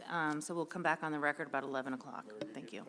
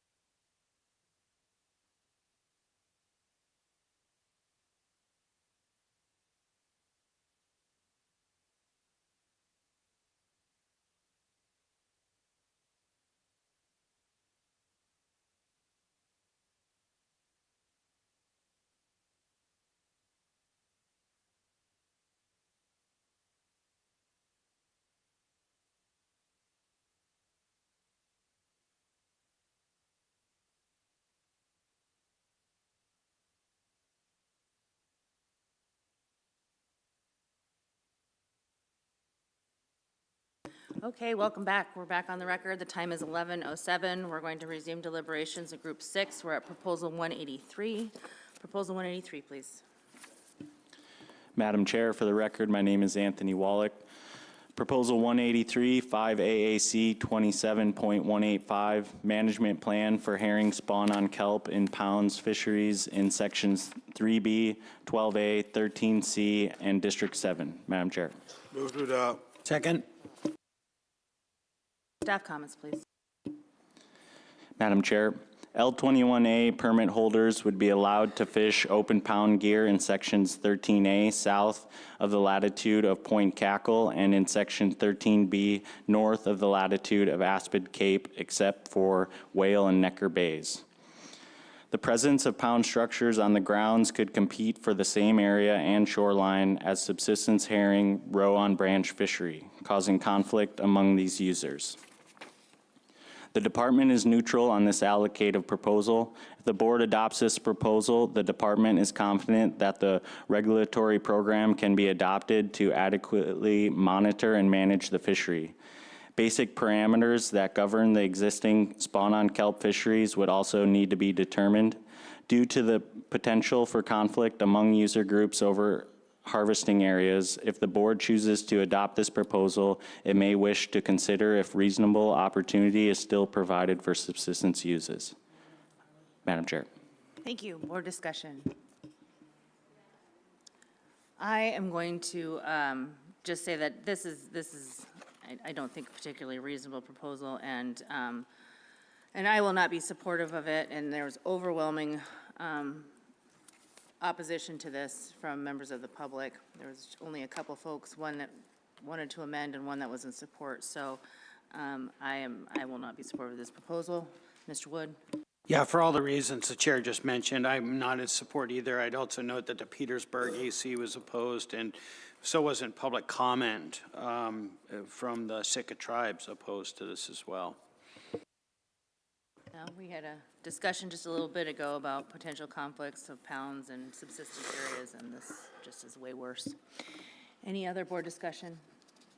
Mr. Carpenter? Yeah, I'd reference my subsistence review from prior proposals for this as well. Approval of this proposal not expect to result in additional direct costs for a private person to participate in the fishery. And approval of this proposal not expect to result in additional cost to the department. I call the question. Question's been called. E&O Director Payton? No, Madam Chair. Director Bowers? No, Madam Chair. Director Wida? No, Madam Chair. Mr. Peterson? No, Madam Chair. Sergeant Fences? No, Madam Chair. Director Nelson, call the roll, please. Final action on Proposal 183. Carlson Van Dork. No. Carpenter. No. Wood. No. Godfrey. No. Svensson. No. Chamberlain. No. Zaray. No. Motion fails, 0-7. Madam Chair. Proposal number 184. For the record, Bo Meredith, Commercial Fisheries Area Management Biologist here in Ketchikan. Proposal 184, 5 AAC 27.185, Management Plan for Herring Spawn on Kelp and Pound Fisheries in Section 3B, 12A, and 13C, and District 7. Move to adopt. Second. Staff comments, please. Madam Chair, if it pleases the board, Proposal 184, 185, and 186 are very similar, and I'd like to just kind of briefly describe the slight differences and then reference past comments if that's appropriate. Sure. These proposals, 184, 185, and 186, all seek to expand the open area in Section 3B for the Craig Kawak spawn on kelp pound fishery. The department is neutral on the allocative aspects of the proposal, but generally supports providing opportunity to the commercial spawn on kelp fishery when the biomass allows, provided it does not inhibit the traditional subsistence row on kelp harvest in the area. There are three separate proposals here.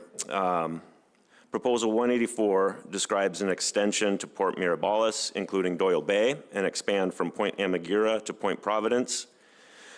Proposal 185 has no description of the area to be expanded. It's a little unclear what the proposer's intent is other than to expand the area.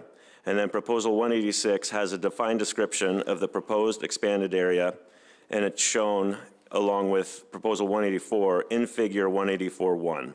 Proposal 186 is similar to Proposal 184, except that it excludes Doyle Bay, where there is a large aquatic farm site, while staying west of current closed waters around fish egg, which are in place to protect subsistence harvest around that island.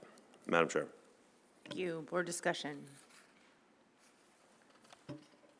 Mr. Carpenter. Yeah, I think we heard quite a bit of testimony on this. I believe it was the Craig AC and Klawak AC that were pretty opposed to this. You know, I mean, for those reasons alone, it takes place right near those communities, and without some public buy-in there, I'm not really willing to support it. I'd go ahead and reference my subsistence review on this one as well from prior proposal.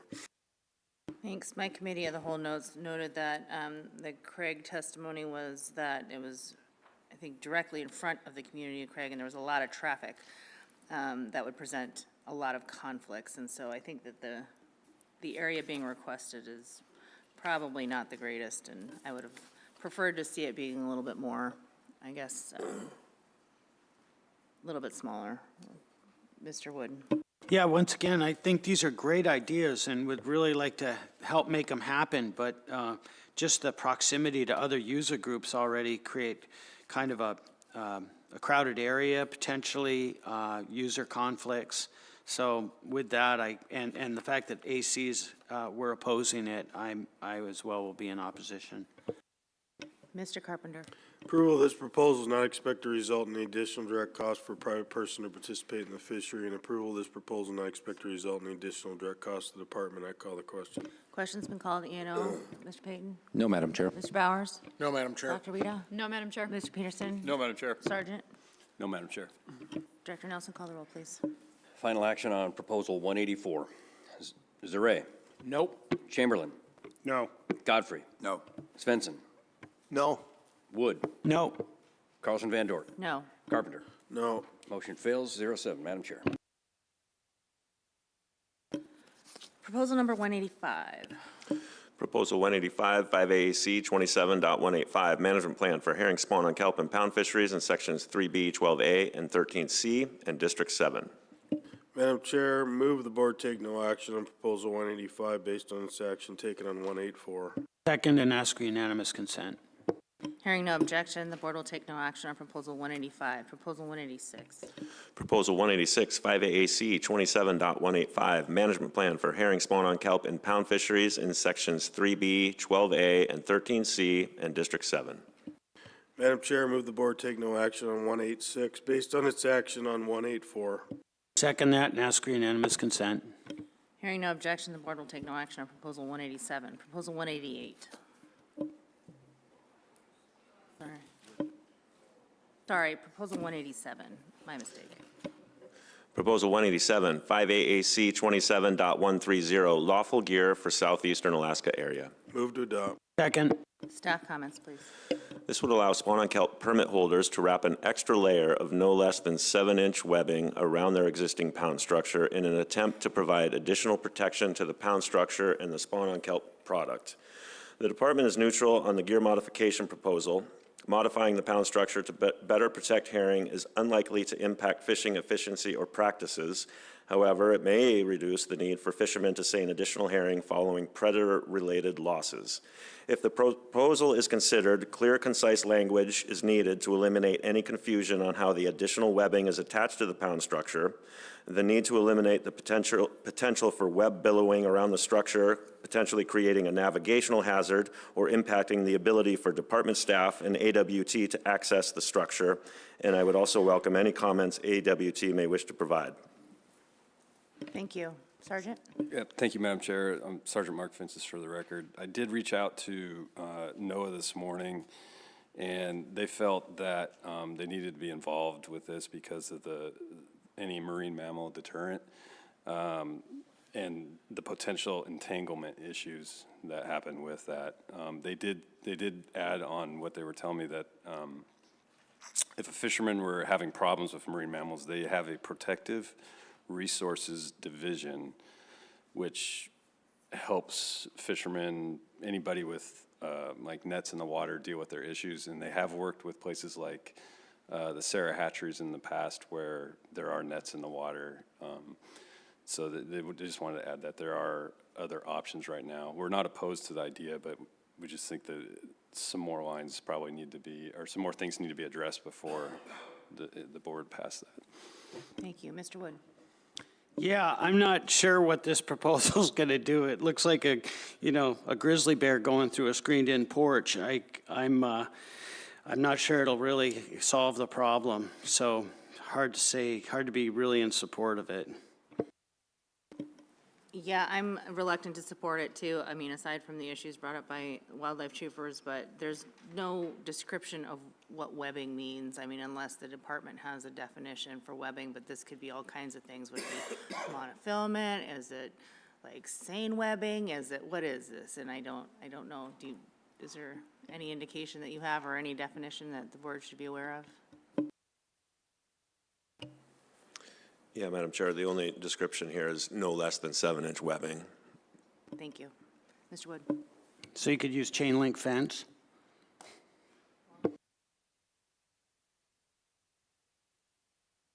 All right, Mr. Carpenter. Approval of this proposal is not expected to result in any additional direct cost for a private person to participate in the fishery, and approval of this proposal is not expected to result in any additional direct cost to the department. I call the question. Question's been called. E&O. Director Payton?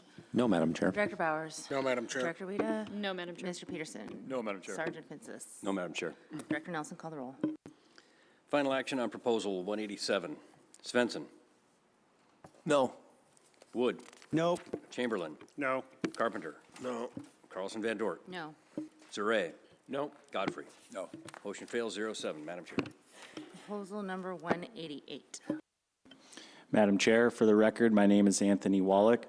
Proposal 188, 5 AAC 27.190, herring management plan for southeastern Alaska area. Madam Chair. Move to adopt. Second. Staff comments, please. Madam Chair, it is unclear how the proposed fishing day restrictions would be implemented to the herring fisheries in southeast Alaska and would result in a reduction in fishing time for all herring fisheries in southeast Alaska. Restricting commercial fishing periods to 8 hours per day would likely not significantly impact herring sac roe fisheries because most of these fishery openings currently are shorter than 8 hours in duration. However, for food bait, spawn on kelp fisheries, this would represent a large departure from how those fisheries are currently managed.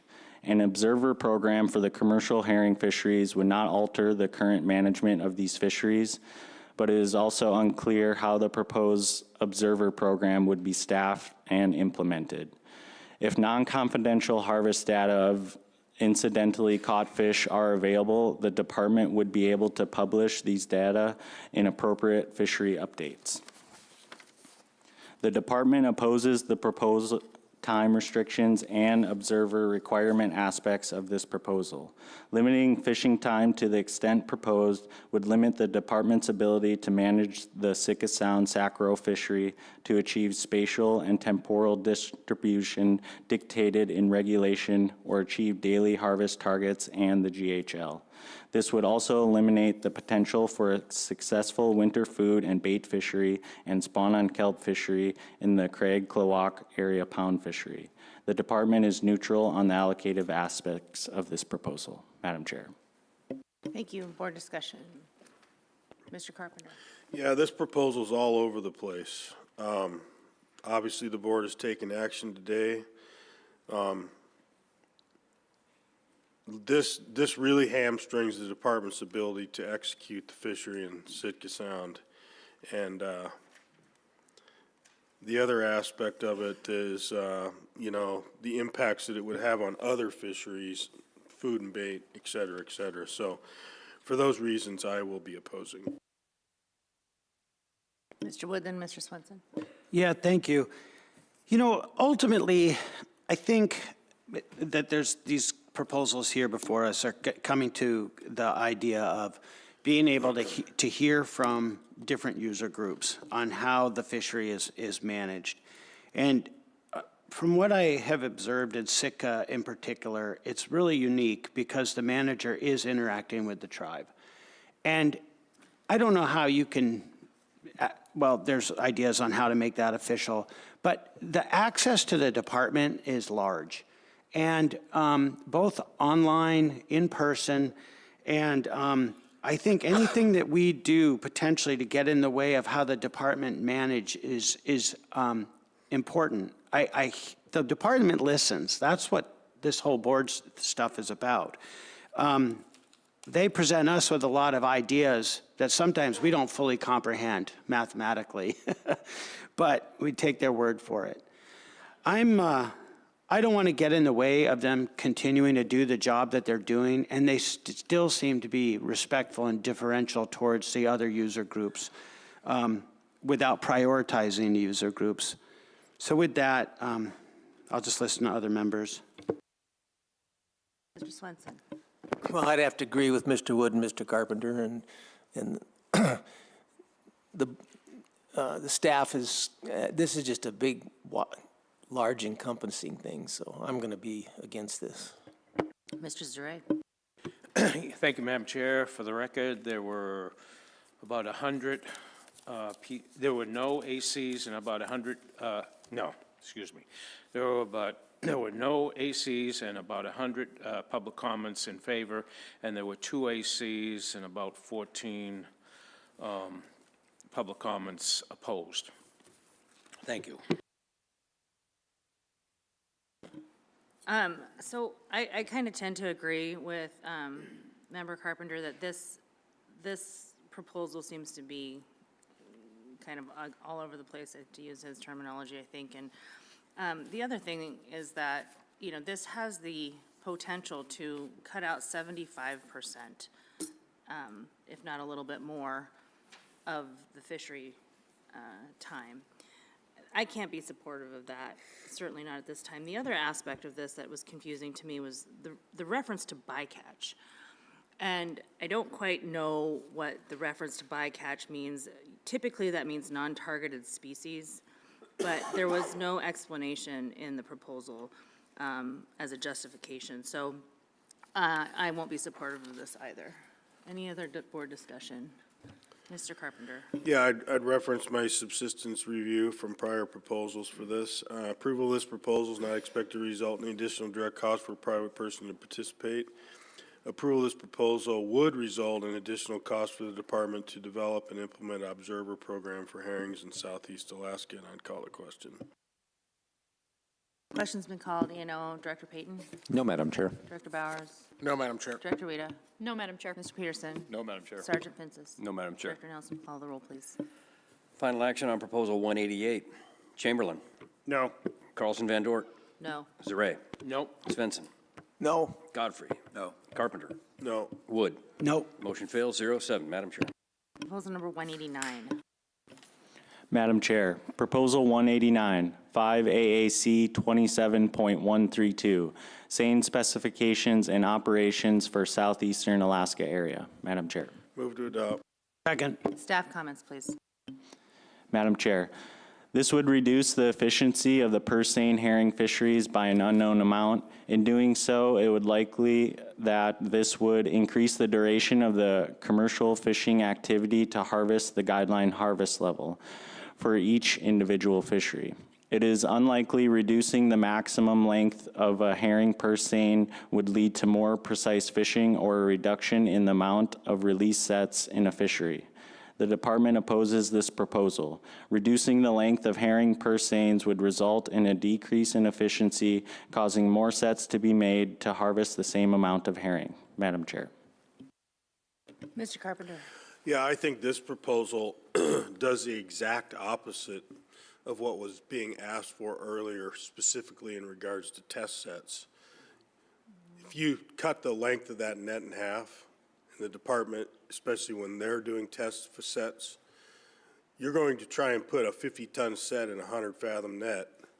You're going to not only crowd those fish more, it's going to cause the exact problems that you were trying not to cause before. So simply for those reasons, I won't be supportive.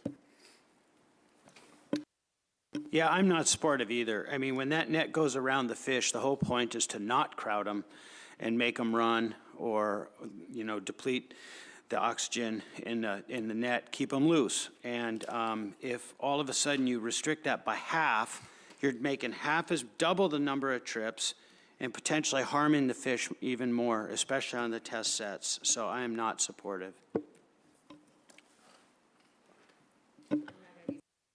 Not going to be supportive of this one either.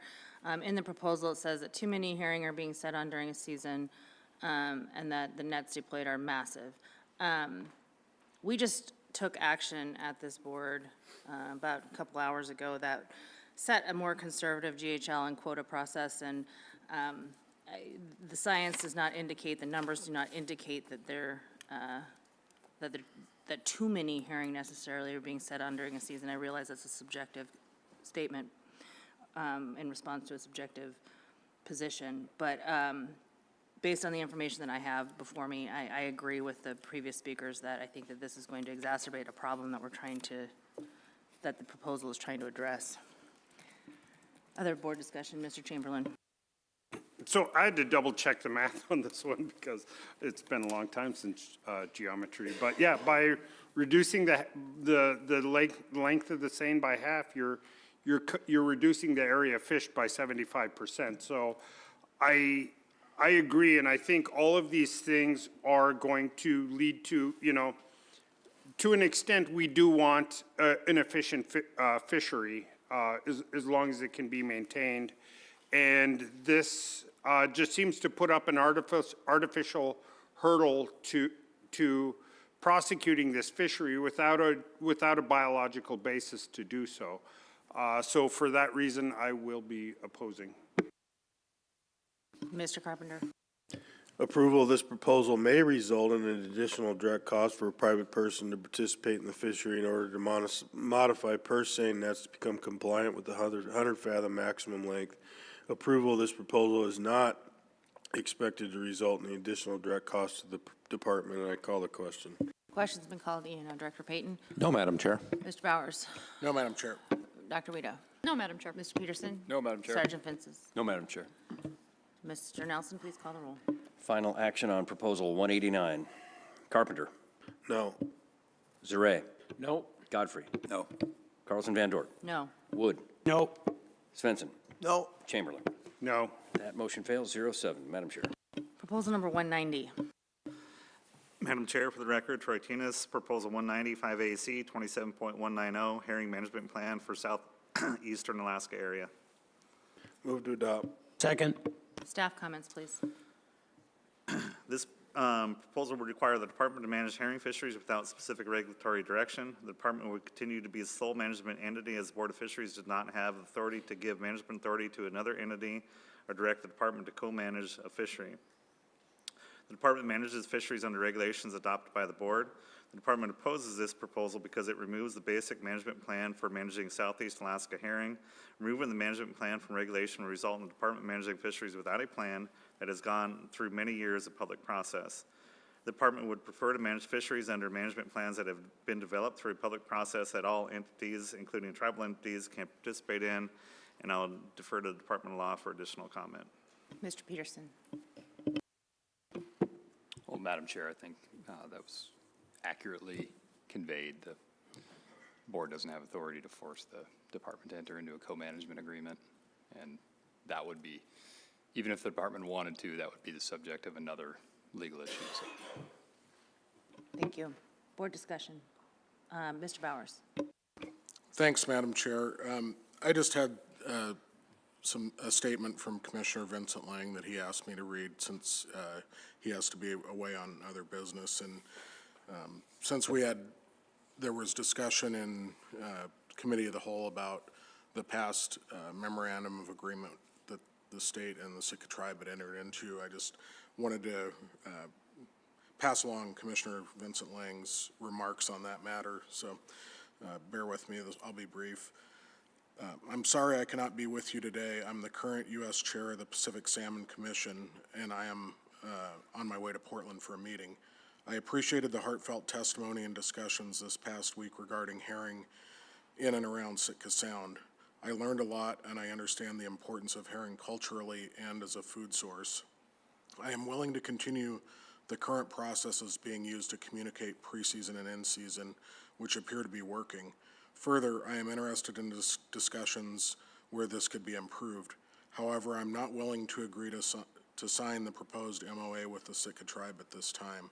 I believe we can get to the same end by using other means that ensure all users understand management decisions and are equally engaged in research.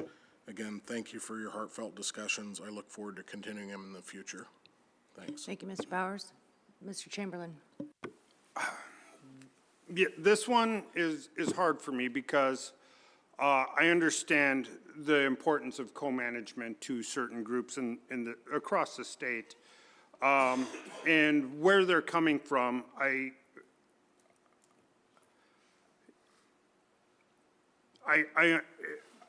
the gravity of this request is not lost on me, but I also have to recognize what I'm here to do as a board member.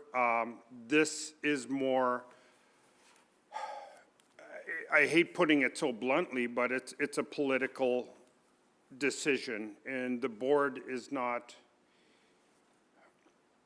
should not be a political entity. And our duty is to the resource.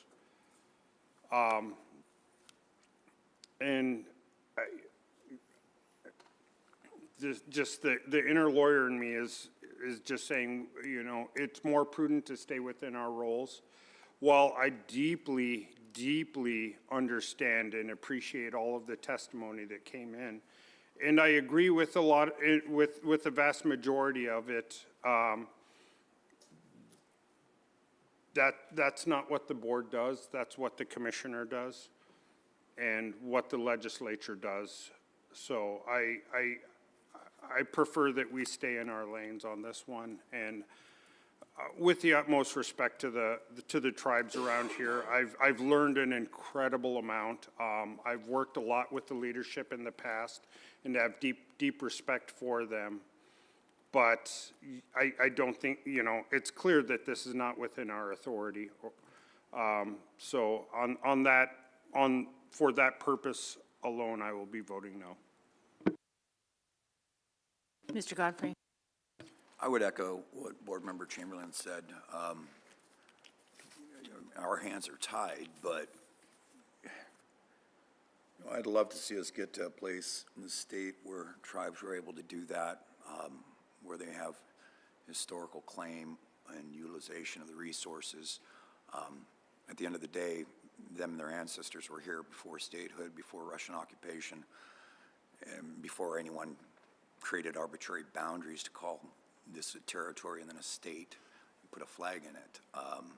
You know, that's the way of the world, obviously, but I would love to see co-management of natural resources in conjunction with tribes in the state. Us get there in some capacity at some point in time. I would have loved to have seen it happen a long time ago before I was born, but be that as it may, right now our hands are tied. So I appreciate the spirit of the proposal for sure, and hopefully we get there maybe through a different mechanism, if not through the board in the future. Let me offer a couple thoughts. So I carefully read RC 174, which I think was intended to sort of address some of the issues that, in response to some of the department issues and some other issues I expect. But that's not what we have before us at this time. I think we're being presented with this because there's a sentiment that not everybody has that access to the department, or a meaningful access to the department and the management that other groups have perhaps, or that they would like. And I'm not familiar, I haven't spent enough of time down here to know whether that's true or not, but what I did hear was some language that was surprising to me in the testimony in the committee of the whole. I heard a testifier describe what was being requested as being saddled with help by outside user groups. At best, that's accidental, and at worst, that's deeply offensive. And so I think that hearing that, I think sort of underscored to me where some of this might be coming from a little bit. I don't know if that's the case or not. Another testifier said that they've enjoyed 35 years of access to the department. Well, that's great. But I do feel like maybe not everybody feels that way. And I think that that's what the MOA is attempting to address, and I respect that. The board is, as you've heard, doesn't have the ability to compel the department to enter into these types of agreements or negotiations, but the board can discuss it. And I appreciate the words from Commissioner Lang, and I am hopeful that he and the department that he leads will hold true to that in looking for additional ways to collaborate with the indigenous users, particularly that are requesting this in this area. At the end of the day, it's going to benefit the resource, in my opinion. So having access, equal access of all user groups to the managers and to the management of the resource is a large part of what this process is about, but it's clearly important. And I won't be the arbiter of whether or not that has occurred or not, but I think it's worth noting because it's reflective of the things that I heard at this meeting. So I've got the language in proposal number 190 before me. As written, I cannot support it, but I just wanted to acknowledge all the things that I heard at this meeting. And I'm hopeful that there are opportunities for collaboration, for improved communication, and at the end of the day, I think that if we are successful in that endeavor, we will have a more sustainable use of this resource, the herring resource, and just a better process in general. And those are my comments. Any additional board discussion, Mr. Zure? Yeah, thank you, Madam Chair. In the AYK area, on the Kuskokwim River, they do have a level of co-management that seems to be working very well. And, I do support that type of thing because there are a lot of, sometimes, like, there's probably a lot of people that couldn't be here that are very tied towards using the fish.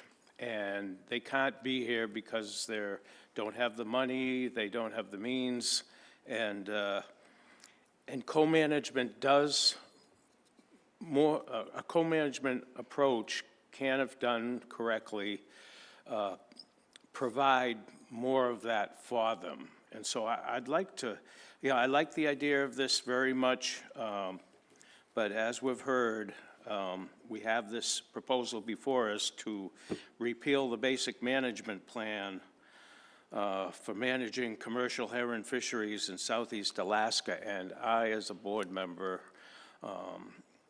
cannot vote for that. But that said, I agree with what's being said up here by other board members, and I support co-management. Thank you.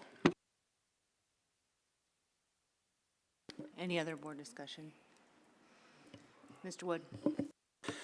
Yeah, I'd just like to say that about how the Sitka tribe, the herring protectors, how they've worked with, they have their science, and they've integrated that Western science into their knowledge.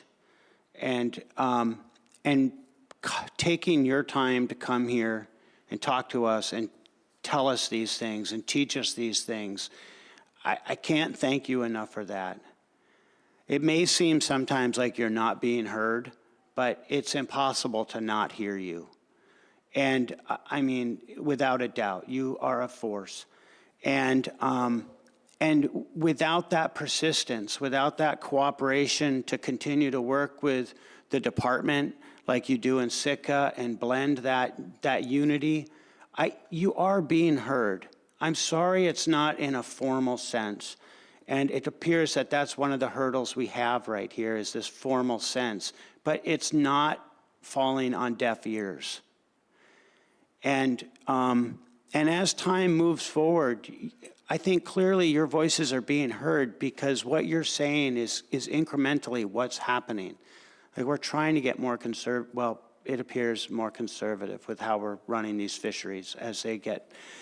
Anyhow, I don't support 190 as it is, and I won't vote for it, but I just wanted you to know that I hear you. Mr. Carpenter. Approval of this proposal is not expected to result in additional direct cost for a private person to participate in the fishery, and approval of this proposal is not expected to result in additional cost to the department. I call the question. Question's been called. Do you know? Director Payton. No, Madam Chair. Director Bowers. No, Madam Chair. Director Weta. No, Madam Chair. Mr. Pearson. No, Madam Chair. Sergeant Fences. No, Madam Chair. Director Nelson, call the roll. Final action on proposal 190. Svensson. No. Wood. No. Chamberlain. No. Carpenter. No. Carlson Van Dort. No. Zaret. No. Godfrey. No. Motion fails 0-7, Madam Chair.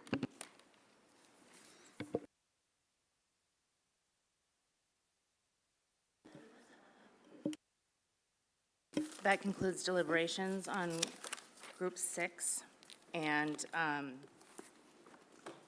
we're going to take a short break.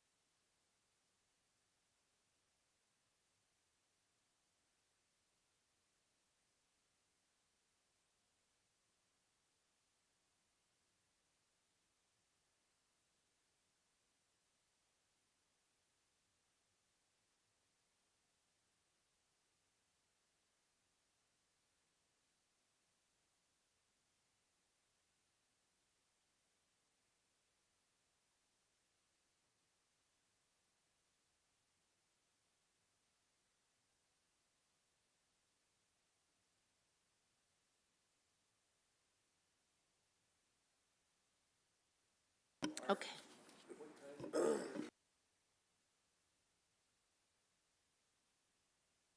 Okay, we're back on the record. The time is 11:54. We've come to the miscellaneous business portion of our agenda for this meeting today. And there are 4 items on the miscellaneous business agenda. That is RC 193. The first of which is an ADF&G proposed regulations regarding shellfish hatcheries. I requested this agenda item be placed. I just wanted to get a little bit of explanation from the department about the genesis of the reg package, what the process is and what it does, and just kind of have that discussion. Mr. Bowers. Sure. Thanks, Madam Chair. So HB 41 was adopted by the legislature and became law in October of 2022. There were various versions of this bill in the legislature as far back as 2016, but ultimately HB 42 was the law that was passed, and so that set of statutes sets up a process for permitting shellfish fishery enhancement projects that could include hatcheries, could be other types of projects that would enhance shellfish fisheries, rehabilitate shellfish fisheries. So pursuant to the adoption of that law, the department has promulgated draft regulations to implement that bill. And those draft regulations are currently out for public comment. The public comment period was extended. It's a lengthy set of regulations. So the comment period at the request of members of the public was extended, and I believe it's probably got 40 days left on the public comment period, somewhere along there. Ms. Hutter probably knows for sure, but yeah, it's still out for public comment. So that's the basic rundown of what the draft regulations do. They establish a permitting process for shellfish fishery enhancement projects. And I haven't looked at the reg package closely, and it's shellfish, all shellfish, or specific to a particular type of shellfish? Madam Chair, yeah, it's all shellfish. So there have been some ongoing research initiatives focused on king crab. I think, that those projects are probably the most likely candidates for potential permitting. There's been research done in the Kodiak area, in Bristol Bay. There's been a little bit done in Southeast related to enhancing king crab fisheries. There's also some interest in abalone, sea cucumbers, but yeah, it would clams. There's quite a bit of interest in clams as well. So it would cover all shellfish species. And under the proposed regs, would it be setting up a similar type of structure as we currently have for enhancement projects or hatchery projects, I should say, related to salmon? Madam Chair, the regulations and the bill itself were largely structured around the existing salmon fishery enhancement program. Given the inherent, differences in the biology of these species, there are some changes that were required there, and some changes based on our experience with the salmon program. Thank you. Any other board questions? Okay, moving on to agenda item number 2, draft delegation of authority. This is from Commissioner Vincent Lang. Do you want to speak to it briefly? Yes, Madam Chair. So you have before you RC 191, which is a draft delegation of authority. This is a formal request to the board to delegate authority to the commissioner to allow import of out-of-state salmonids into the state for the purpose of stocking lakes. With the legislature passing HB 295, there is a demand from the public to stock lakes that do not have public access, which before this legislation was not legal. With the passage of HB 295, the only in-state providers that can sell salmonids to the public are the private nonprofit hatcheries, where current production of Chinook and coho salmon is fully allocated. There are out-of-state providers who are willing to sell fish for the purposes of stocking lakes. So these are lakes that don't have public access, so they wouldn't be eligible for the state's stocking program that we currently have. Thanks. Any board questions? I could just tell you that it's my intent not to take action on this at this time, but probably in March.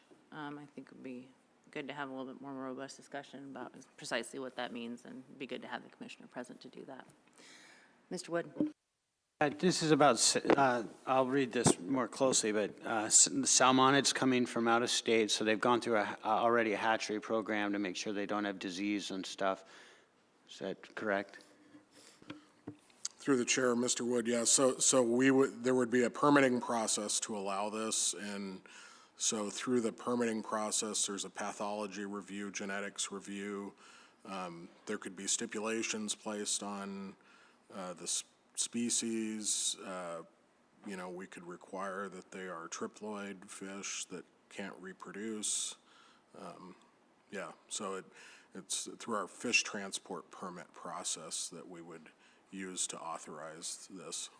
And there are species of salmonids that are prohibited for import into Alaska, so it would only be such as brown trout and brook trout, so it would only be species that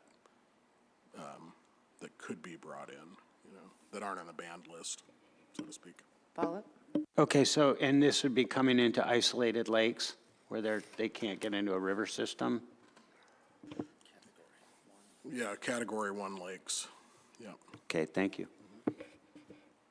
Any other board questions or discussion with respect to agenda item number 2? We'll see it again in March. Oh, Kurt. I'm just looking at the language on fish transport permits. Can you define the scope of what the board is delegating as far as this goes, just to make sure we know exactly what we're giving the commissioner permission on? Thank you. Through the chair, Mr. Chamberlain, yes, so there are a number of regulations that the department would amend if this delegation were granted. So in Chapter 41, regulations related to collection, transportation, possession, propagation, or release of aquatic organisms and aquatic farming would be amended. 5 AAC 41020, inspection for disease of broodstock would be amended. 5 AAC 41070, prohibitions on importation and release of live fish. 5 AAC 41075, classification of banned invasive species. 5 AAC 41080, reporting and control of fish diseases at egg take sites, hatcheries, and rearing facilities. Those are the specific regulations that would be amended. So when this is brought up in March, can you bring a lot of Tums? Because there's a lot to digest here. Thank you. Okay. Hearing no additional discussion, that brings us to agenda item number 3, a draft letter to the Alaska Legislature regarding observer authority and funding. Mr. Zaray, would you like to speak to your letter? Thank you, Madam Chair. Initially, this was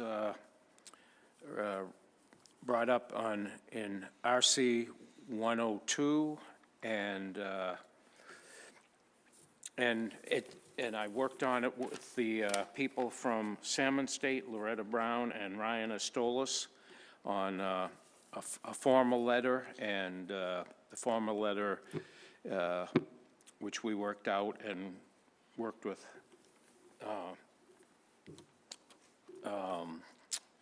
so that's RC 78, and I have that letter in front of me, and the board's, I guess everybody remembers this, or I could go through the little details of what it was about. Yeah, I think you could summarize it, but my intent is to, you know, we've got the letter now. you know, the chair will review it, and if there's any edits or questions, then I'll have that conversation with you and get a formalized, if something, with my review, prepared for March, if that's acceptable to you.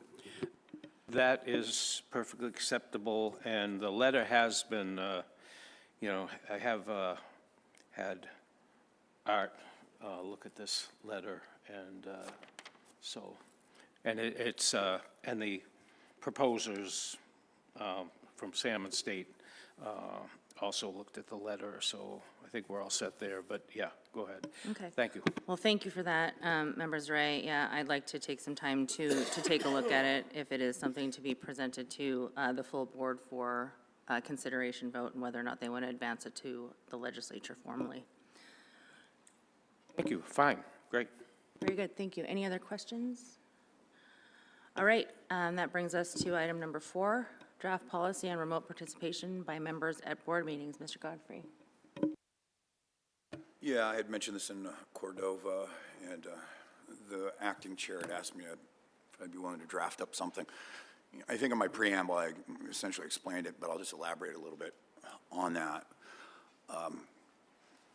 I'll give an example. A few years ago in Kodiak, there was 3 board members, myself being one of them, who had conflicts on a proposal or a suite of proposals, and there was no clear delineation on what is expected of a board member when deliberation, or in particular our committee of the whole, on those proposals that they have a conflict on, what that person's supposed to do. One of us left the table and went to the other side of the line on what he was conflicted on. Another sat at the table but didn't say anything during the discussion, and another sat at the table and spoke. And so it's like, well, what is our clear policy here?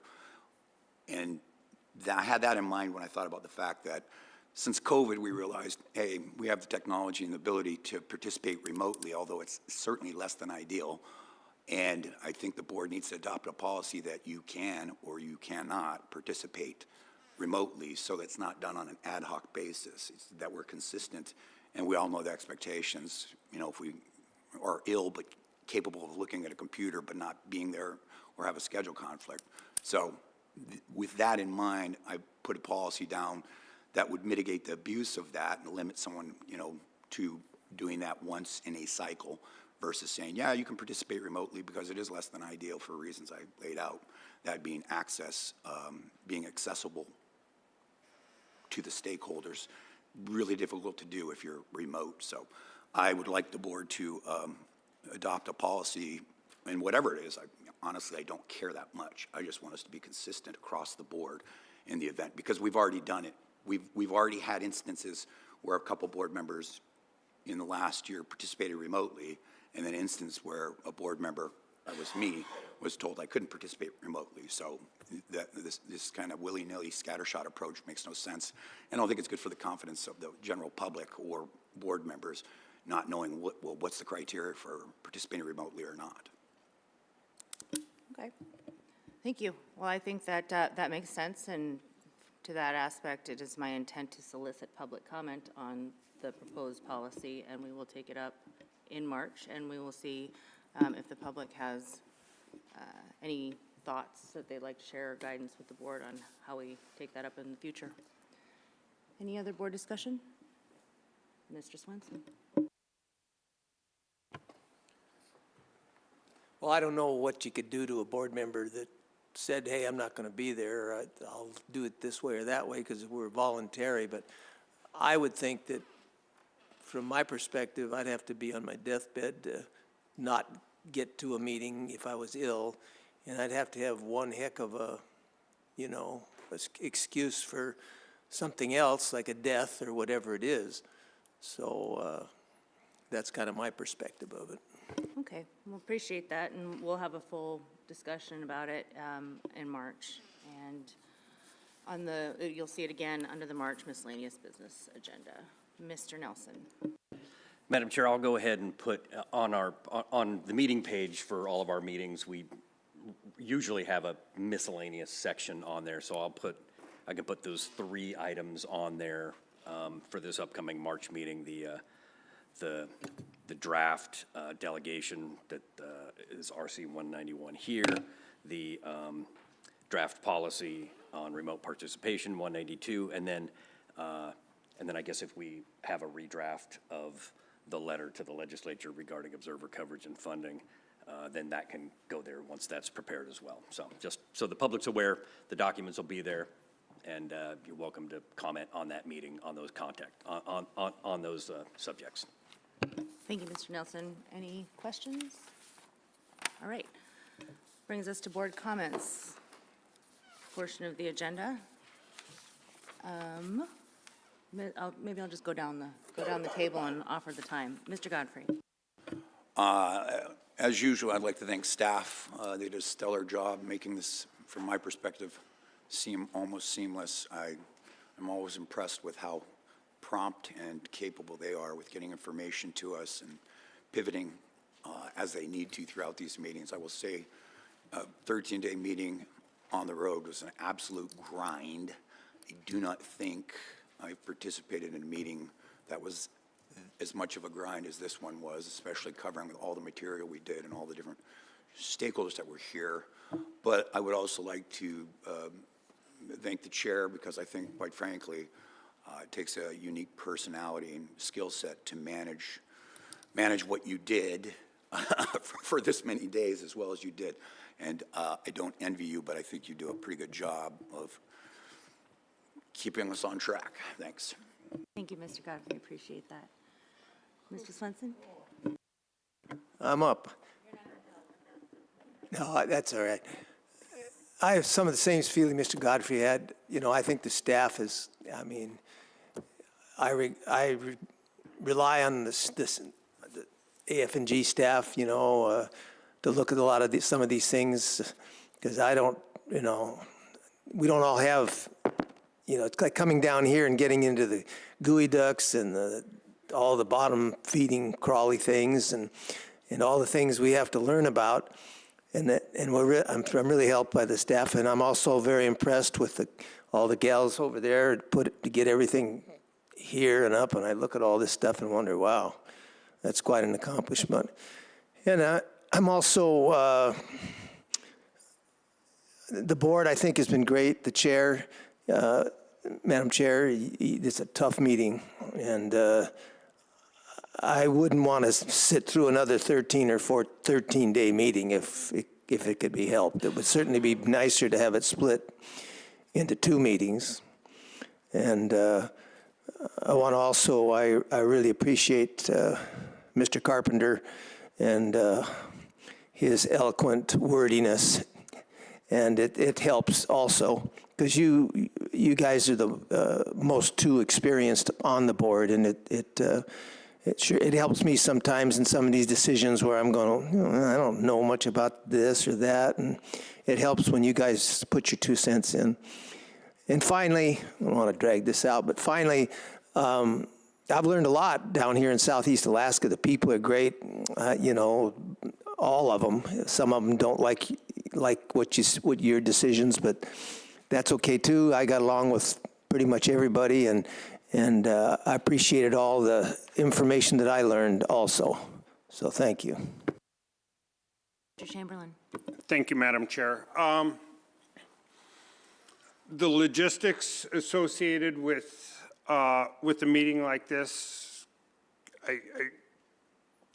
I can't even fathom. I've done some massive trials with you know, 20,000 pages of exhibits, but none of them required this level of organization from so many departments and so many moving parts that this was an amazing experience for me.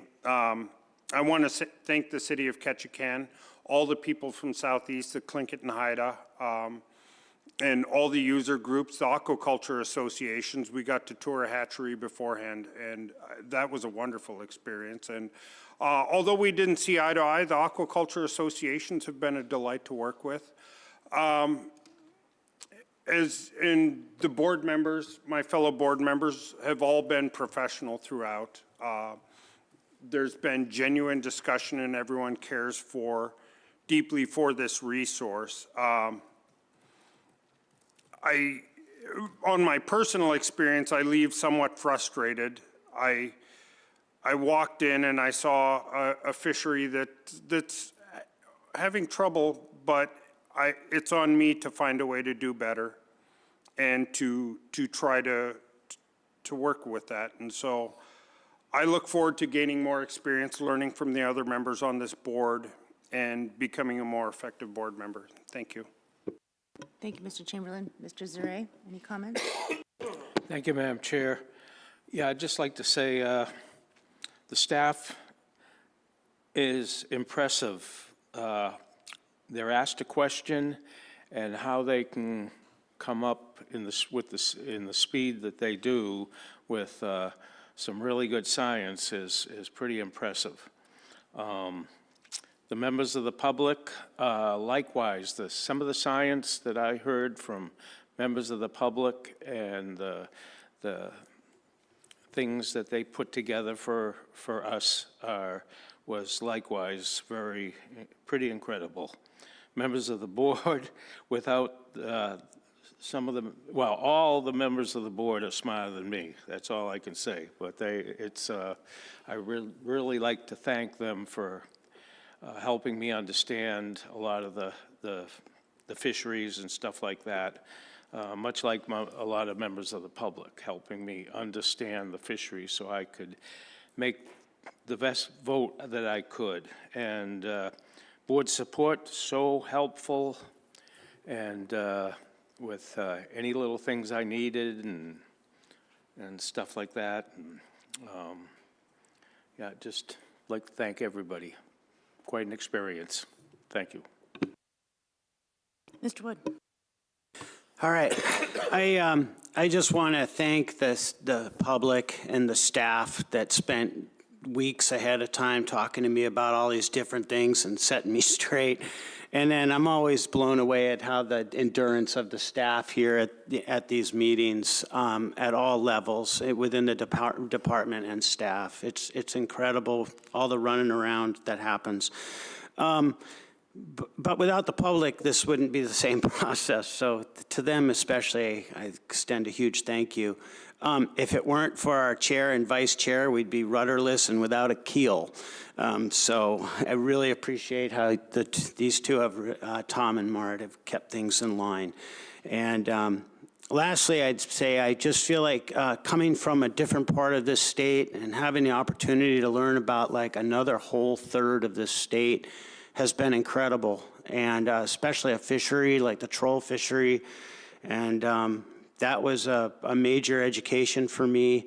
I really hope that that with the department's ability to manage in season, that this 3% that was allocated will end up in the hands of the residents and keep the troll fleet from being shut down and still give the opportunity to the non-residents to catch some fish throughout the season within limits. So anyhow, I hope that that's the way it was intended and is prosecuted. And I really thank you for being here today and for dealing with us. Mr. Carpenter. Yeah, I'll just echo a lot of what the rest of the board has said. I think we don't come down to Southeast very often. It was great to meet a lot of the staff down here. You guys have an amazing amount of opportunity. More fisheries take place down here than anywhere else I've been in the state. So to the staff over here, you know, your speed at which you do things is awesome and you keep things on track. So glad to have been here. Really don't like 14-day meetings though, sorry. Director Nelson. Thank you, Madam Chair. First of all, I really want to thank my staff, Annie, Savannah, and Sam here for helping things go so smoothly with testimony signups and nearly 200 RCs during the meeting.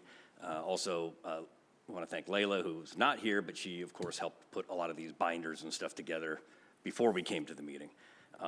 Really want to thank Alice Nelson and the other staff with the Ted Ferry Center here. They have been fantastic to work with. This is a great venue for meetings, and it was seamless and without a hitch, thanks to their help as well. I want to thank Kathleen Light with the Ketchikan Arts Council. We really had some concerns about getting this meeting scheduled, and they were very helpful, and they moved one of their long-running events that was scheduled to be held here during this meeting, and they moved that out of their normal time in order to let us come to Ketchikan with this whole traveling road show that we do. And so thank you for that.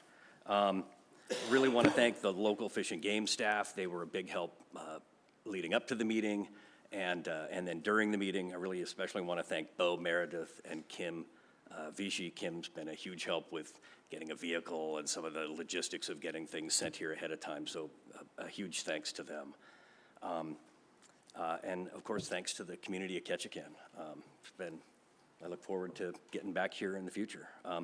One last little thing, for anyone who's on the 520 flight northbound, I think that's flight 67, the front desk advised me to tell everyone to be in the hotel lobby, ready to go no later than 2:45 if you want to get the hotel's shuttle van over to the airport ferry. Madam Chair, thanks. Thank you, Director Nelson. Y'all stole most of my thunder, but I will say that there's so much that goes into, so much precision and so much work that goes into successfully carrying off a meeting of this magnitude, this length on the road. And I am just ever grateful to the department staff for your professionalism, for your patience with the board, and especially to board support staff for making this all happen and keeping us focused and organized. So appreciative. I want to extend a thank you to the public for showing up, for participating, for educating us, and for your patience with this process as well. I'm always looking for ways to make it better and welcome any suggestions in that space. Thank you to my fellow board members. Extra special thank you to Director Nelson, of course, for keeping me on track here and on the rails.